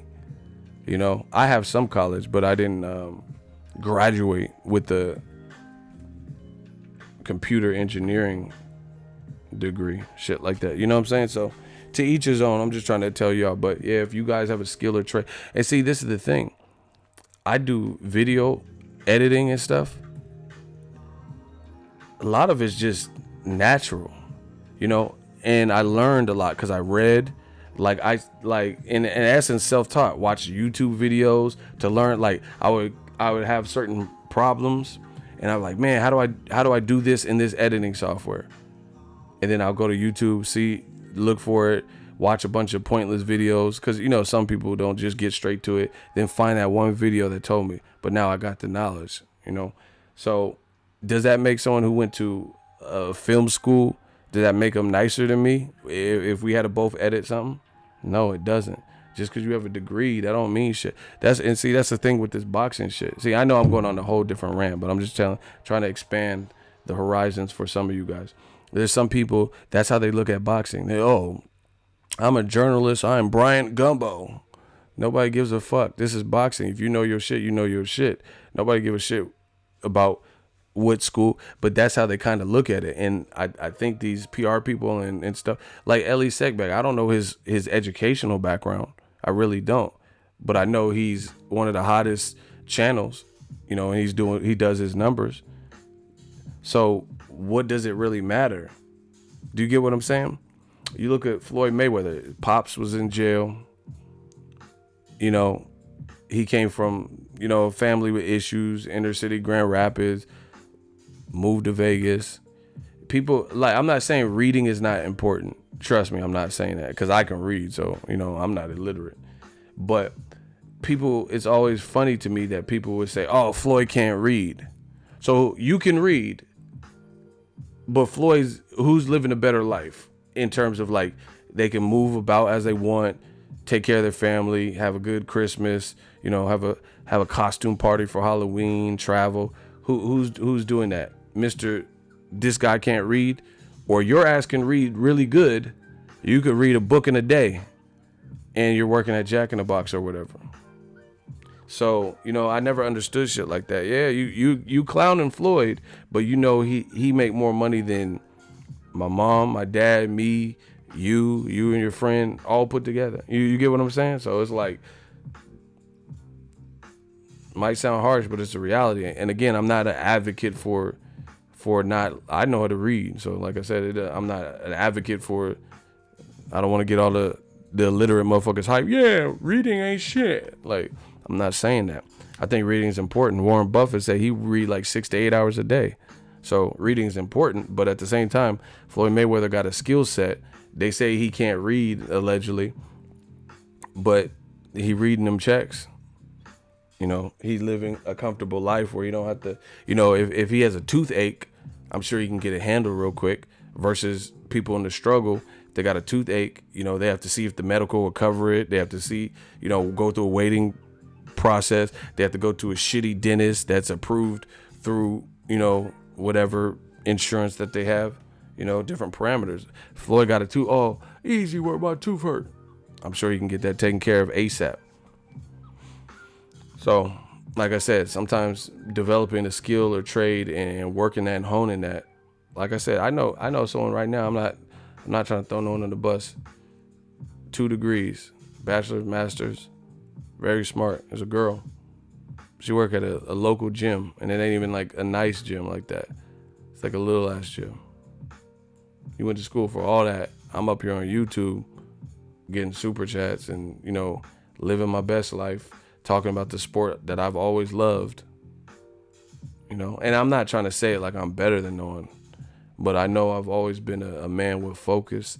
I've always set goals and tried my best to execute those goals. You know, I care about my surname. I care about, you know, making my parents proud. So that being said, like I said, I'm not better. This is anybody can do this. A lot of times people give up. They give up because they don't see the result. Listen, God don't make things work on your time. He's going to make it work when it needs to happen, you know? So if you're quick to give up, then you should just give up now. That's what I recommend, because it don't happen on your time. You know, sometimes I really feel like God wants to test you to see how tough you are, to see if you are really deserving. And trust me, right before this shit in Boxing Blue, I was tested. I was tested like no other point really in my adult life. I was tested, but I battled through all that. You know, I'm not, you know, trying to make it like I'm Tyson Fury, but I was tested. You know, I didn't do drugs and all that, but trust me, I was tested, you know, and my personality, it just, the shit I was going through, what I was going through didn't really work because I'm an independent person. I like to come and go as I please and stuff. I had a lot of shit working against me, a lot. So sometimes you got to just wait it out and remain hopeful and keep doing it. Like, people be doing bullshit, like start a YouTube channel, comparing their numbers to other people, constantly checking. That's not progress. That's not progress, people. Progress, that's like, let's say you're trying to lose weight. You jump on the scale every 30 minutes. That's not going to get it. If anything, that's probably, because I know my weight fluctuates. Like, I can gain 7, because I'm a big dude. So, like, I'm tall.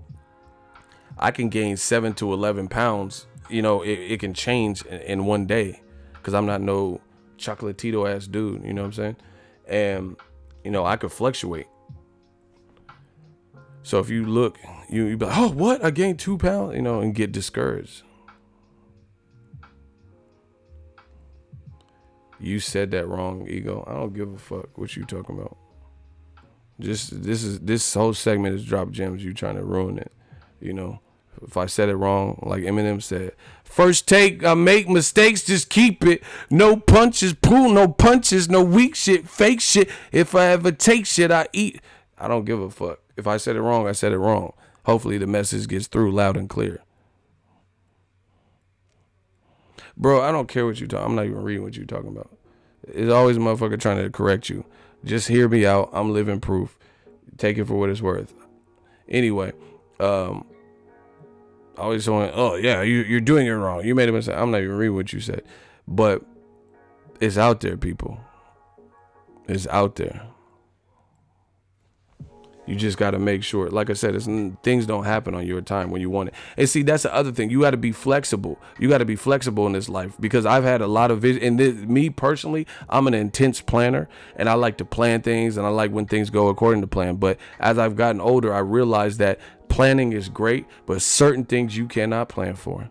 There's certain things that's going to happen and you didn't see it coming, out of left field type shit. So that's where you have to learn to adapt, to make adjustments. And the older I get, the better I get at it. You know, I'm a fucking chameleon the way I adapt. I'll adapt, put me anywhere. I'm going to adapt to my circumstance. Sometimes when I'm covering these fights, I don't know the area, you know, I don't have a workspace. I'm trying to upload video. I'm editing in my room sometimes. Sometimes I edit at a Starbucks and it's loud and crazy. I left a headphone. You know, you just got to adapt.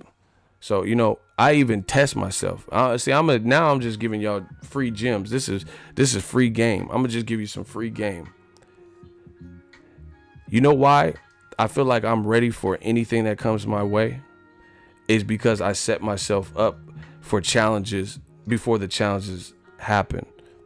You know, so it's no surprise. Like, I have everything at my disposal to produce content for YouTube at home and do it easily.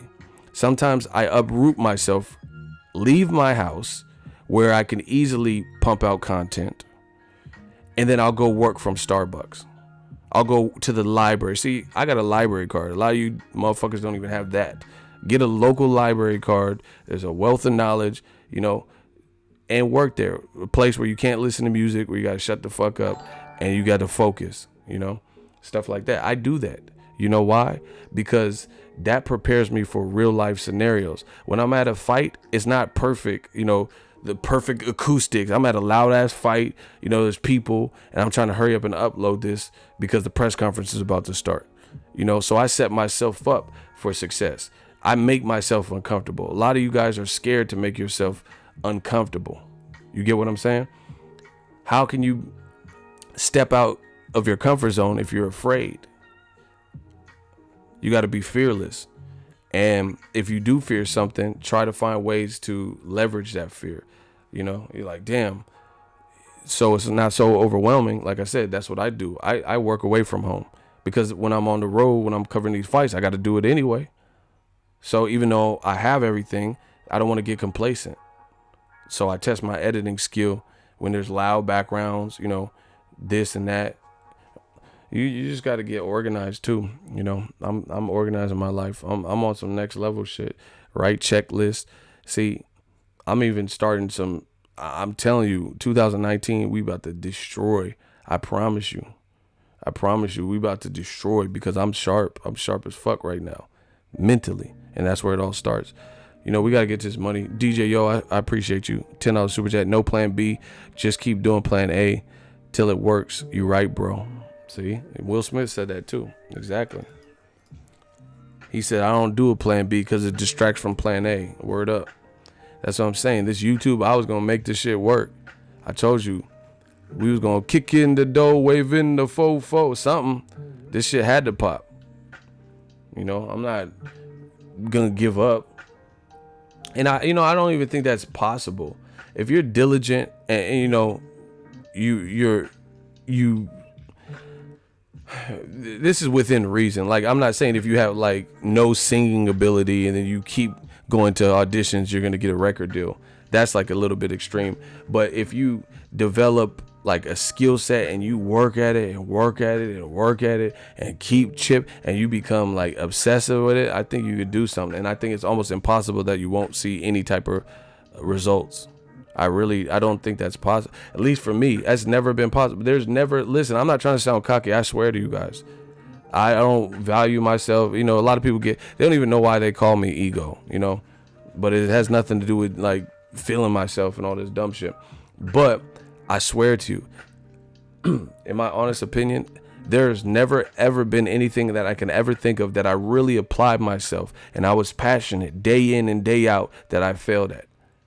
I'm not saying I never failed at it at any point, but I'm saying ultimately there has never been anything that I've done that I've failed at. The things that I failed at were things I weren't super passionate about it, and I stopped doing it, or it wasn't, it didn't captivate me or something. But there's never been something that I was like told myself, you got to make this, you got to do this, you're passionate, this is what you like, this is what you want to do, and it just didn't work after all my trials and tribulations. I'm not saying it worked instantly.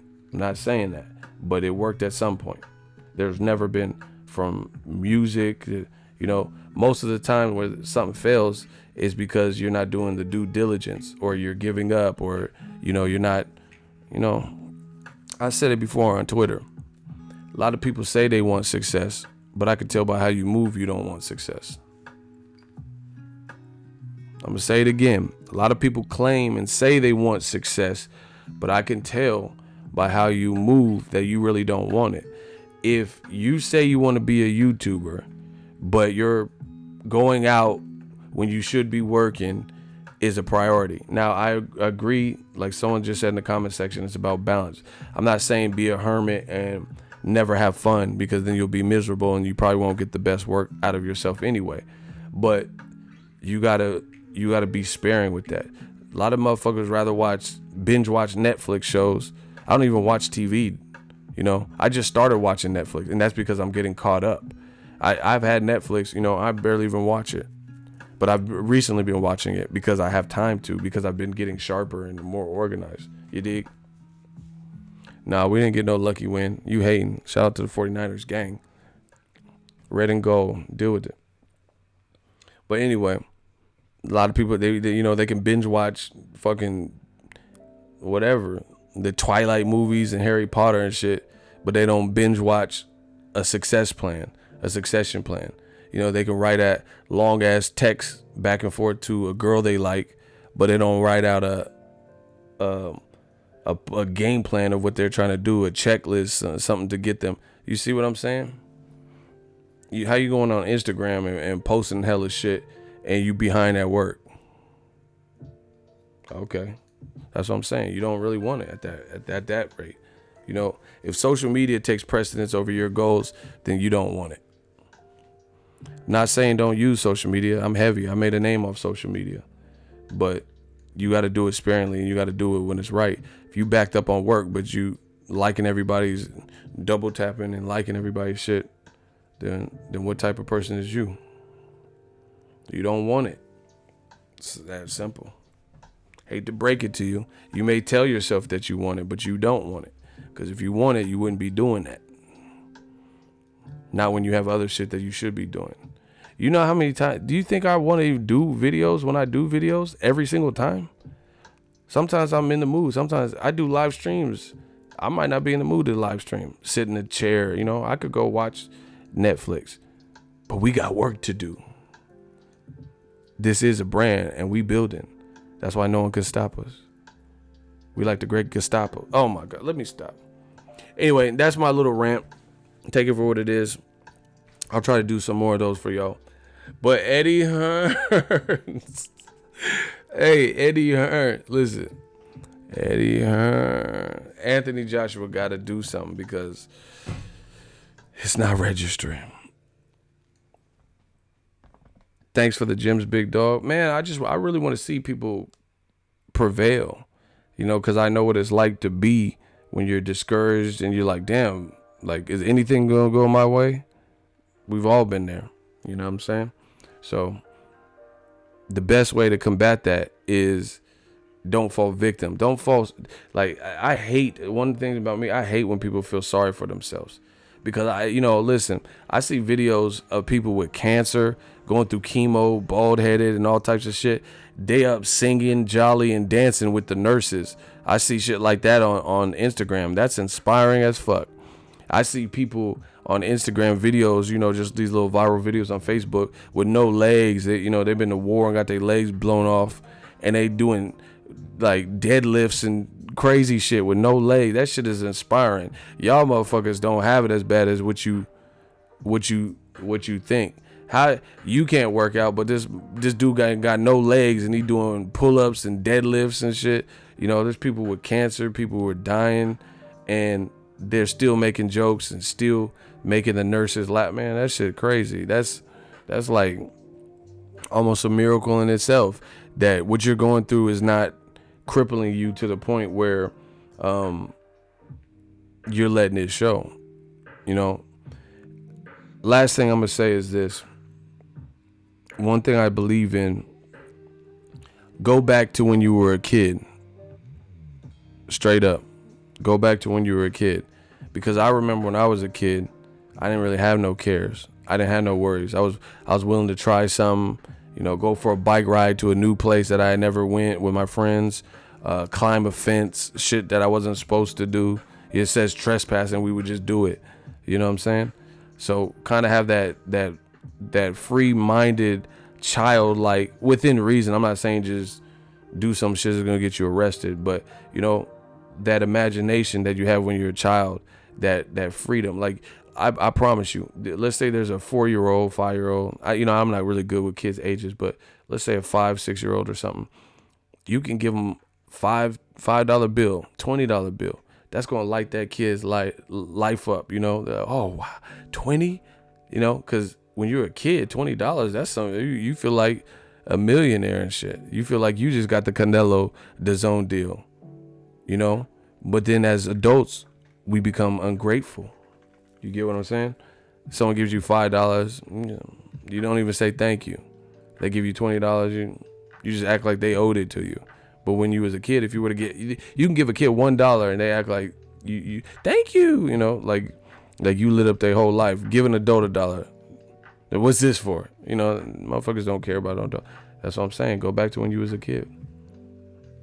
When you're a kid, you appreciate things different, or at least how I was raised. I can't speak for everyone's childhood, but you appreciate things different. Little things impress you. A little toy, your parents buying you one toy could, have you set for a week. But then when you become an adult, reality sets in, real world problems, bills, and then people lose that. They lose that element, that imagination goes away. You're like, you get a speeding ticket and your whole week is ruined. Go back to when you was a kid. And also go back to when you're a kid for the freedom of ideas. I know my brain I was always starving for knowledge, drawing and different shit.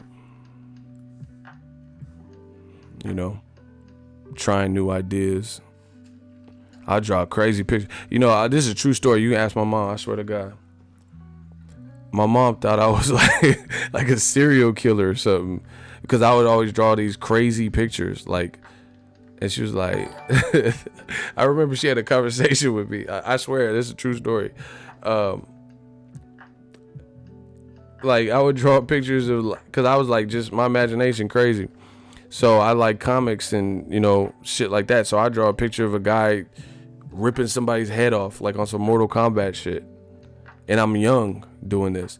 It would be like a guy with a male body, like a Anthony Joshua buff looking ass body with a tiger face, and then he has someone's head that he's holding, and I'll show my mom look, and the drawing was dope, and I felt like my mom was kind of fronting on how dope the drawing was for my age, and then she had a conversation with me is there anything you want to tell me, everything going good at school? She thinking I'm fucking Michael Myers and shit.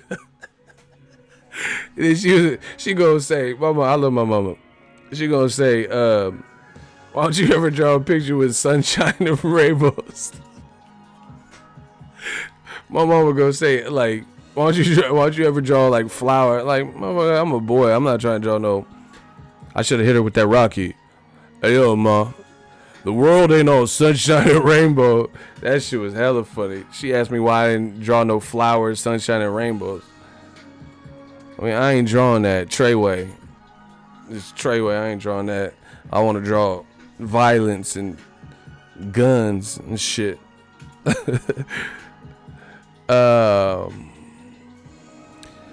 Motherfucker, I am gold. £2 super chat. If you believe, then you can achieve.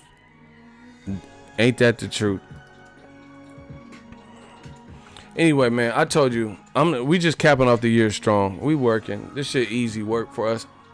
Stay focused on your purpose, especially y'all guys. Women, they seem to do that better naturally. So I'm telling you, punk ass men, stay focused on your purpose. Women, I know women, single parent, the dude's a deadbeat, bummy ass dude that they had a kid with, and they put themselves to nursing school, work a side job, and take care of their kids and cook. But you bummy ass, broke ass, dirty dick ass dudes, y'all gotta stay to your purpose. Keep working hard. Stop hating. Stop doing beta male shit. When you see somebody coming to gates and stuff, you always want to hate. Look at him. He got them old ass Timbs on. Why he got that? Like, you a hater, bro. Andrea said Dazn sucks. Bro, they got to get some, or I don't know if you're a guy or a girl, but they got to get some fights that Americans would want to see. Because Jorge Linares versus Pablo Cesar Cano.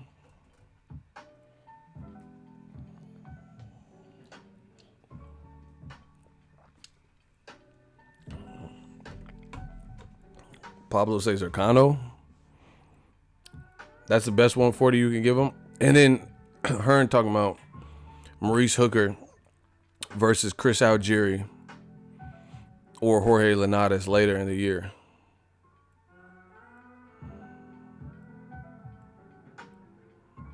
I don't see how, like, I think Maurice Hooker, his fight with Alex Cicero was dope.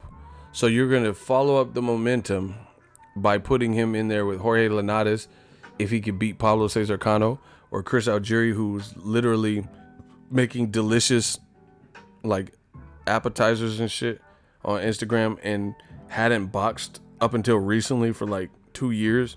It was more so doing like Danny Jacobs nutrition and shit like that. You know what I'm saying?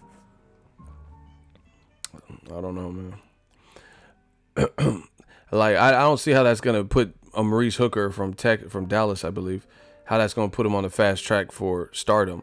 But see, this was Eddie Hearns. He always critiquing the next person's game. Al Heyman, frankly, you know, Al Heyman. Why is he doing this? Oh, PBC did this. Okay, so how you making Demetrius Andrade a star by putting him in there with Logan? How you making Maurice Hooker a star if you put him in there with Chris Algieri or Jorge Linares after he's been beat? You know, Jorge Linares, even for Lomachenko, a lot of people, they say, oh, but Lomachenko, he beat Linares. I mean, that was cool, but if you really know Linares, Jorge Linares, he had like 3 losses all by stoppage. You guys understand that. See, this is why people say the great white hope shit. Because you guys give credit, oh, he beat Linares. Like Linares, you didn't beat Mikey Garcia. Mikey doesn't have 3 losses. Nobody just punked him in the ring. Nobody. For 12 rounds, nobody has punked Mikey Garcia.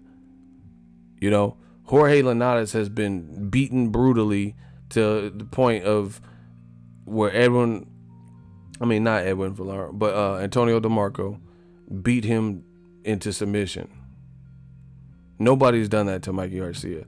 So, you know, I can't have Lomachenko pound for pound number 1. Anyway, big time $5 super chat. Appreciate the fact that you care enough to give gems to your subs. Hashtag inspiration. Oh yeah, most definitely, man. I want to see us all win. And like, listen, other thing is, I don't believe in New Year's resolutions. That's some bullshit. I don't believe in a lot of holidays. Not that I don't believe in them, but like Valentine's Day, you don't wait till February 14th to show people you love that you love them. Stuff like that. You know, Halloween and Christmas and Thanksgiving, that's all cool. But I don't like Valentine's. That's like more of a corporate Hallmark holiday to make money. Don't wait till February 14th to show someone you care. Hey, I know I cheated on you, babe, but here's some chocolates for Valentine's Day. I know people do Valentine's Day shit and one of them's cheating, but they went to Valentine's Day dinner. That shit fake. I don't like fake shit. Anyway, how many people subscribed to Dazn and canceled it the next day? Hey, Shiggy, you out of pocket, dog. Oh my gosh. He said canceled it the next day. He said I canceled Dazn right after the Hey, you out of pocket. But you out of pocket. But I really feel like Dazn, what is their angle? How you go take over America with non-American related fights? I don't get that. I don't get that angle. You hooked up with 2 people who don't have established American stables. So the best they can pretty much produce is to go try to acquire free agent Americans, which there aren't many because Top Rank has their people under promotional contracts. And then Al Heyman has a lot of influence. He has some free agents, but they're staying loyal to him. See, that's what I'm saying. It leads me to believe that Dazn probably thought it would be easier to throw around money and lure Al Heyman's people and get them to jump ship, and it's not working. So now they're just stuck with this big ass investment in Canelo. He fighting Rocky Fielding. I'm just telling y'all, they always get mad at me when I say this stuff. And then remember when Pac said, I predicted this shit in Tupacalypse, and for once I was down with it. It felt good in the hood being around him.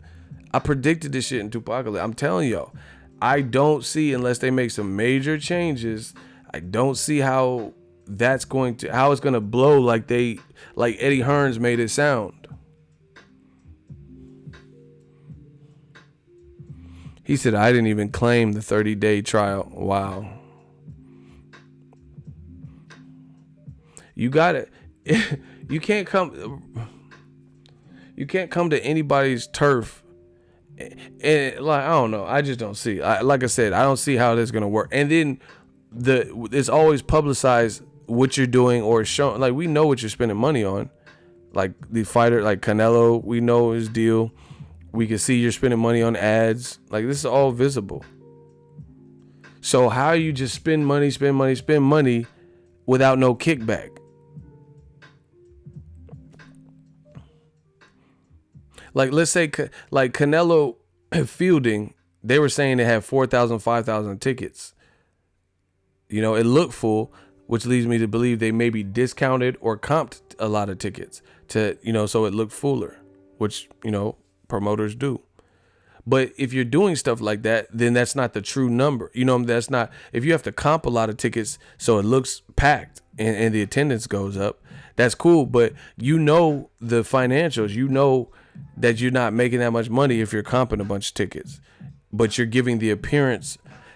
I'm trying to explain to y'all the bit. Okay, let's say I'm about to get evicted and I'm on Instagram holding the last little bit of money that I have to my name. That's cool. It looks good that I'm waving money pictures, but then the people who know me know I'm actually struggling. You get what I'm saying? So if Canelo, they were saying a day before the fight that there were 4,000 to 5,000 tickets still available. How do you get off 4,000 to 5,000 tickets in one day? Unless you heavily discount them or you comp them. So why would people wait till the day of? 5,000 people waited to the day of to get the tickets. So, you know, to be honest, it had to be discounted or it had to be comped.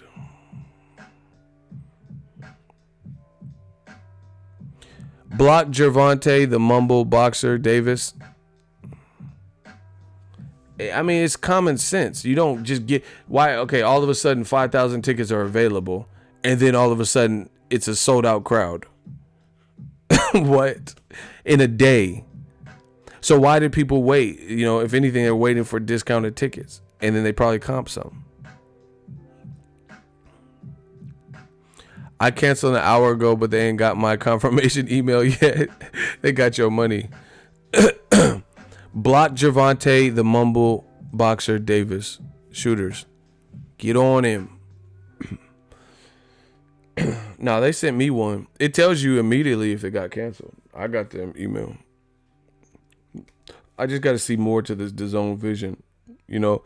And they were really pushing this angle, like they're pushing this angle that pay-per-view's dead, right? But I'm more anticipating the pay-per-view and non-pay-per-view fights from PBC than anything that I've seen that is announced for Dazn on 2019. Facts. Who wants to argue that in the hot seat? I'm ready for it. I got a hot seat. If I'm crazy, like y'all always try to act like, and I'm just saying outlandish things, please argue that.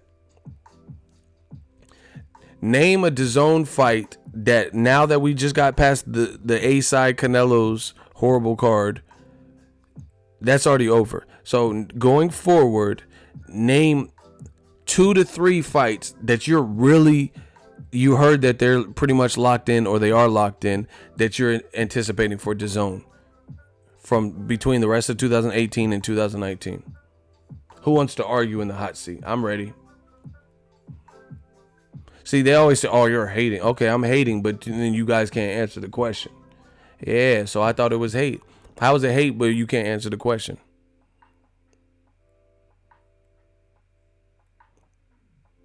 PBC fight week next week is still lit, even with Moreau failing the test. But yeah, but see, that the thing is, I heard they're going to replace him with Matt Korobov, who's a decorated amateur who fought Triple G, I believe, and he has more power. He has more power than Willie Moreau. So that's actually a better fight. That's like when Wilder was about to fight Andrzej Wojnarowski, and then he failed a drug test, and then he fought Gerald Washington. the substitute fight was better than the original fight. Nobody knew the Polish dude. But Gerald Washington, you know, he had fought like Eddie Chambers and shit.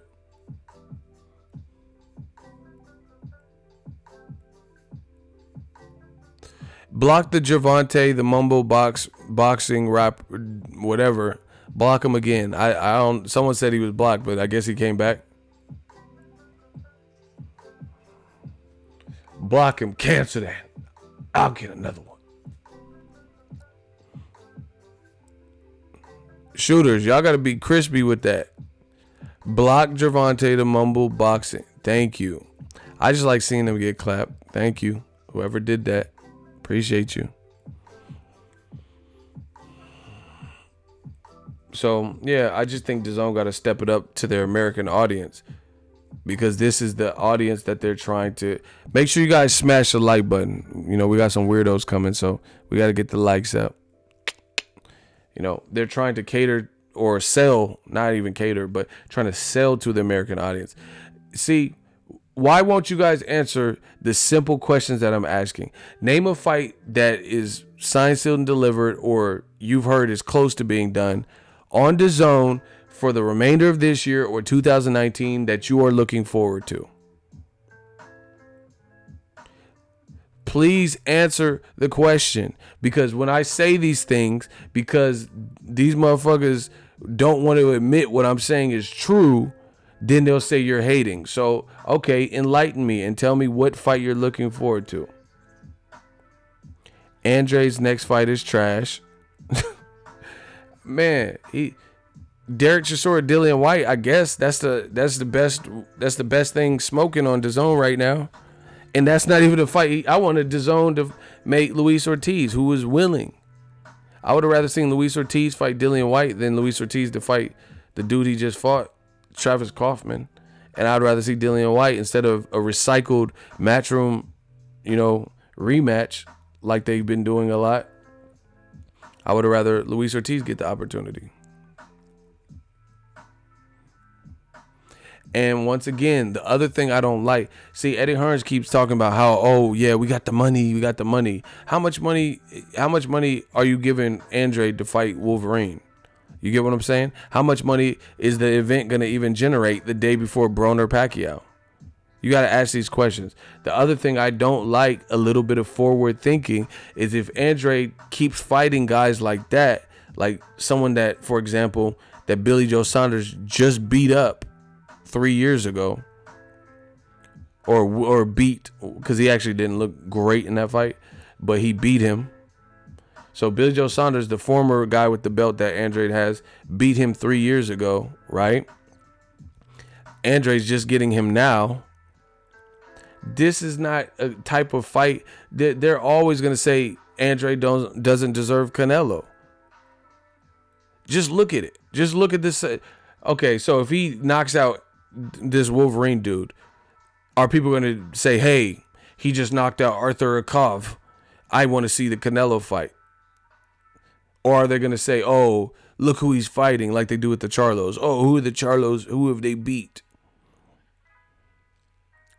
So if you don't give Andre some better fights, then they're always going to have a built-in excuse for him not to get the bigger fights. Andre Chris Eubank Jr., that's a good fight. But he's fighting James DeGale on PBC, ITV. PBC's going to the UK now.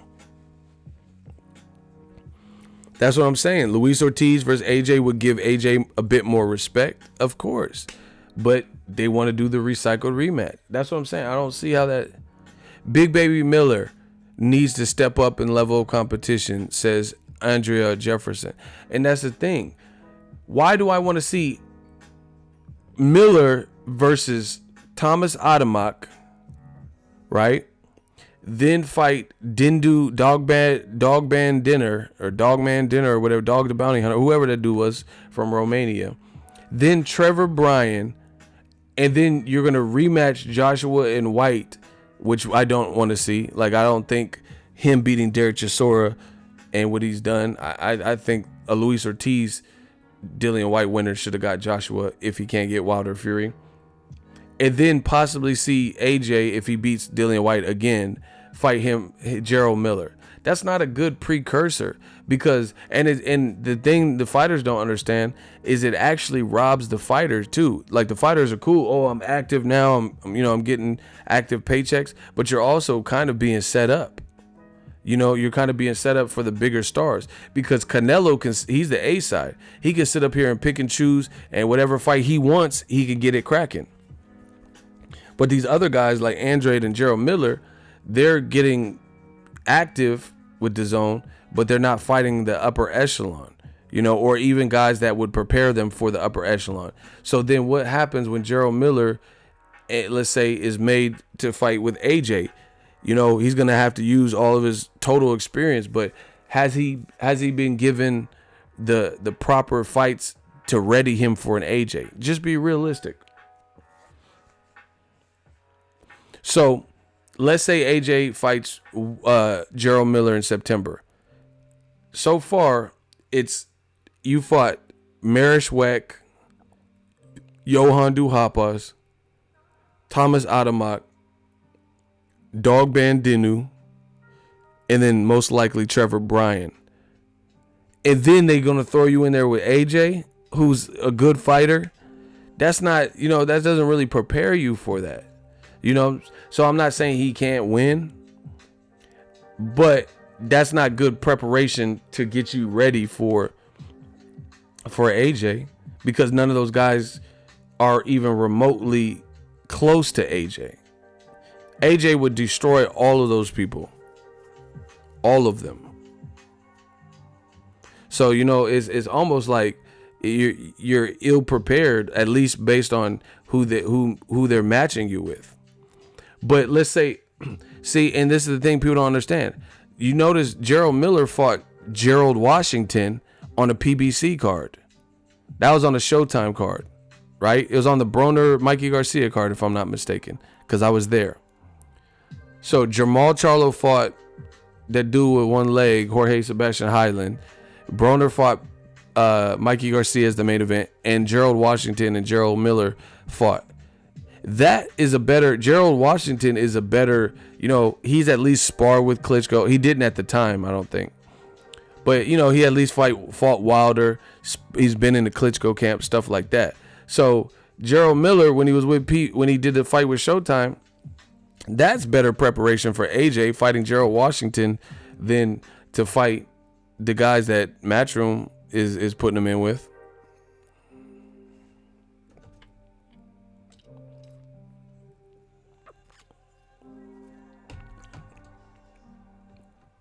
Like, look at Adam Kanowski, right? They put him in there with that Freddie Roach heavyweight. They put him in there with Spilka, I believe. They put him in there with Charles Martin, his last fight. And now he's about to fight Gerald Washington.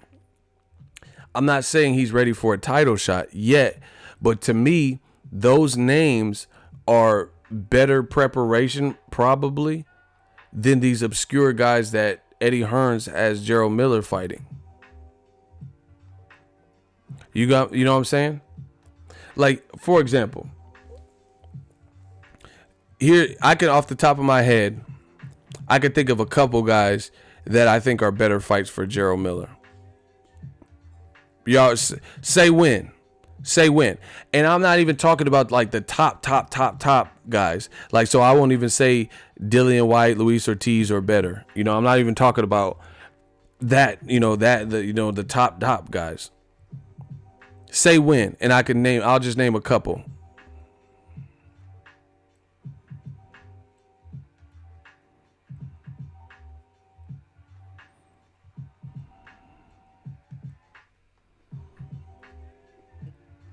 No, I'm not even going to name. I'm just going to name like other guys. I'm not going to name the real established guys. Say when. Say when.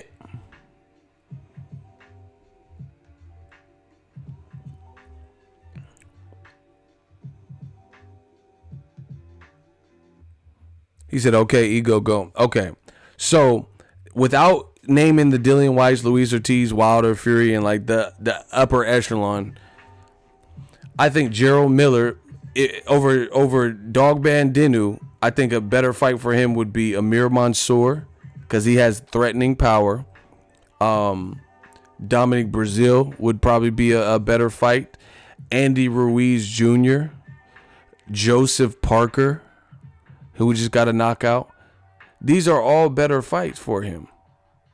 That's just off the top of my head. And I'm not even saying those guys are world beaters. But, you know, from what I've seen with Joseph Parker, he was the weakest link champion. But I still think that's a better fight than Trevor Bryan or Dog Bandinu.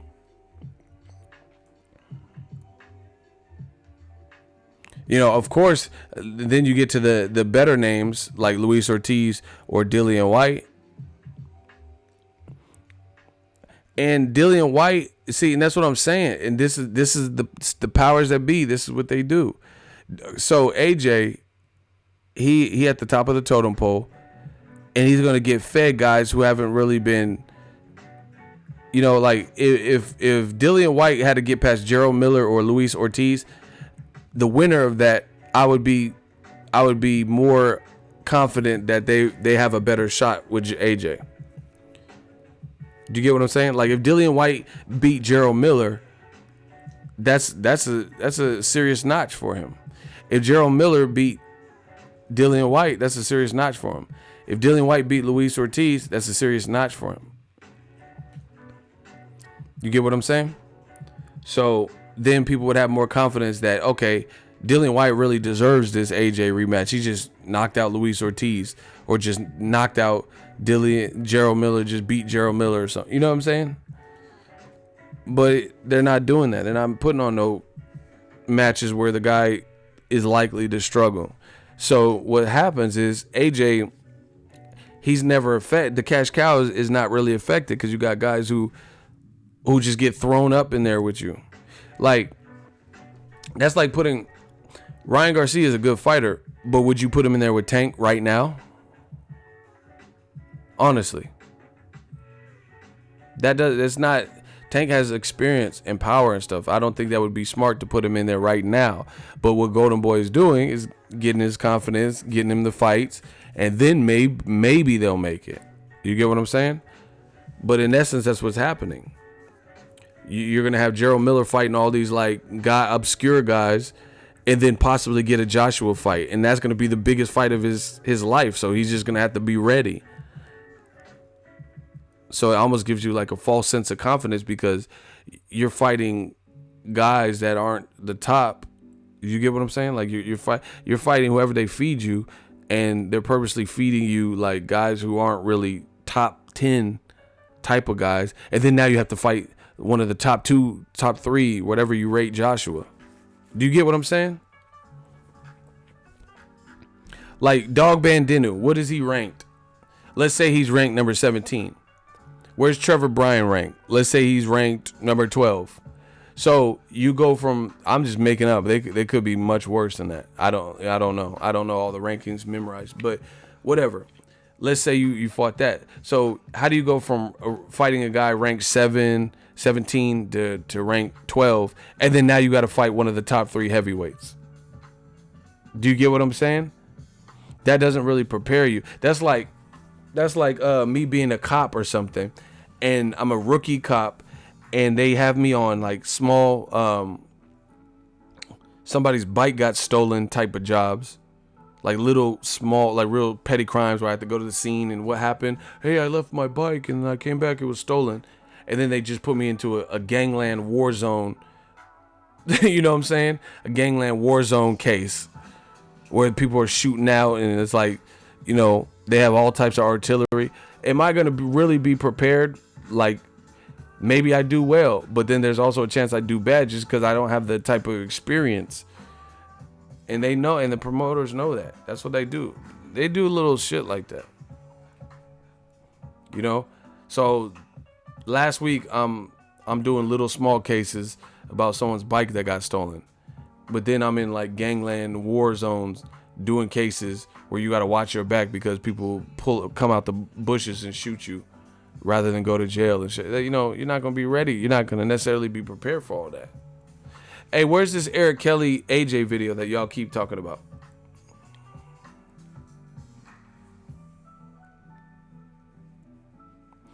Block Lee Campbell. Get him out of here. Block Lee Campbell. Nobody has to answer to you. Block Lee Campbell. Get him out of here. I'll buy another one. Get this bum out of here. See, I'm telling you, they want to be new media so bad. They try to come up with the same type of arguments we have, but they never could do it. Anyway, where's this Eric Kelly AJ thing that y'all seen? Where is it at? Somebody please let me know in the comment section. I'm about to go watch it right now.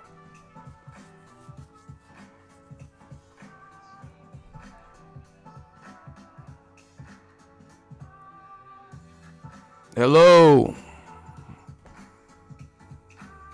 There's like a mad lag up here. Where's this Eric Kelly AJ video?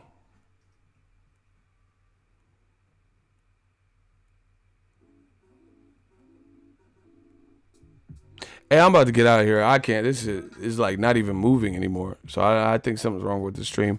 Thank you guys for tuning in. I've been up almost 3 hours. They said Eric Kelly got an AJ. I'll find it. Thank you guys, though. Have a good day.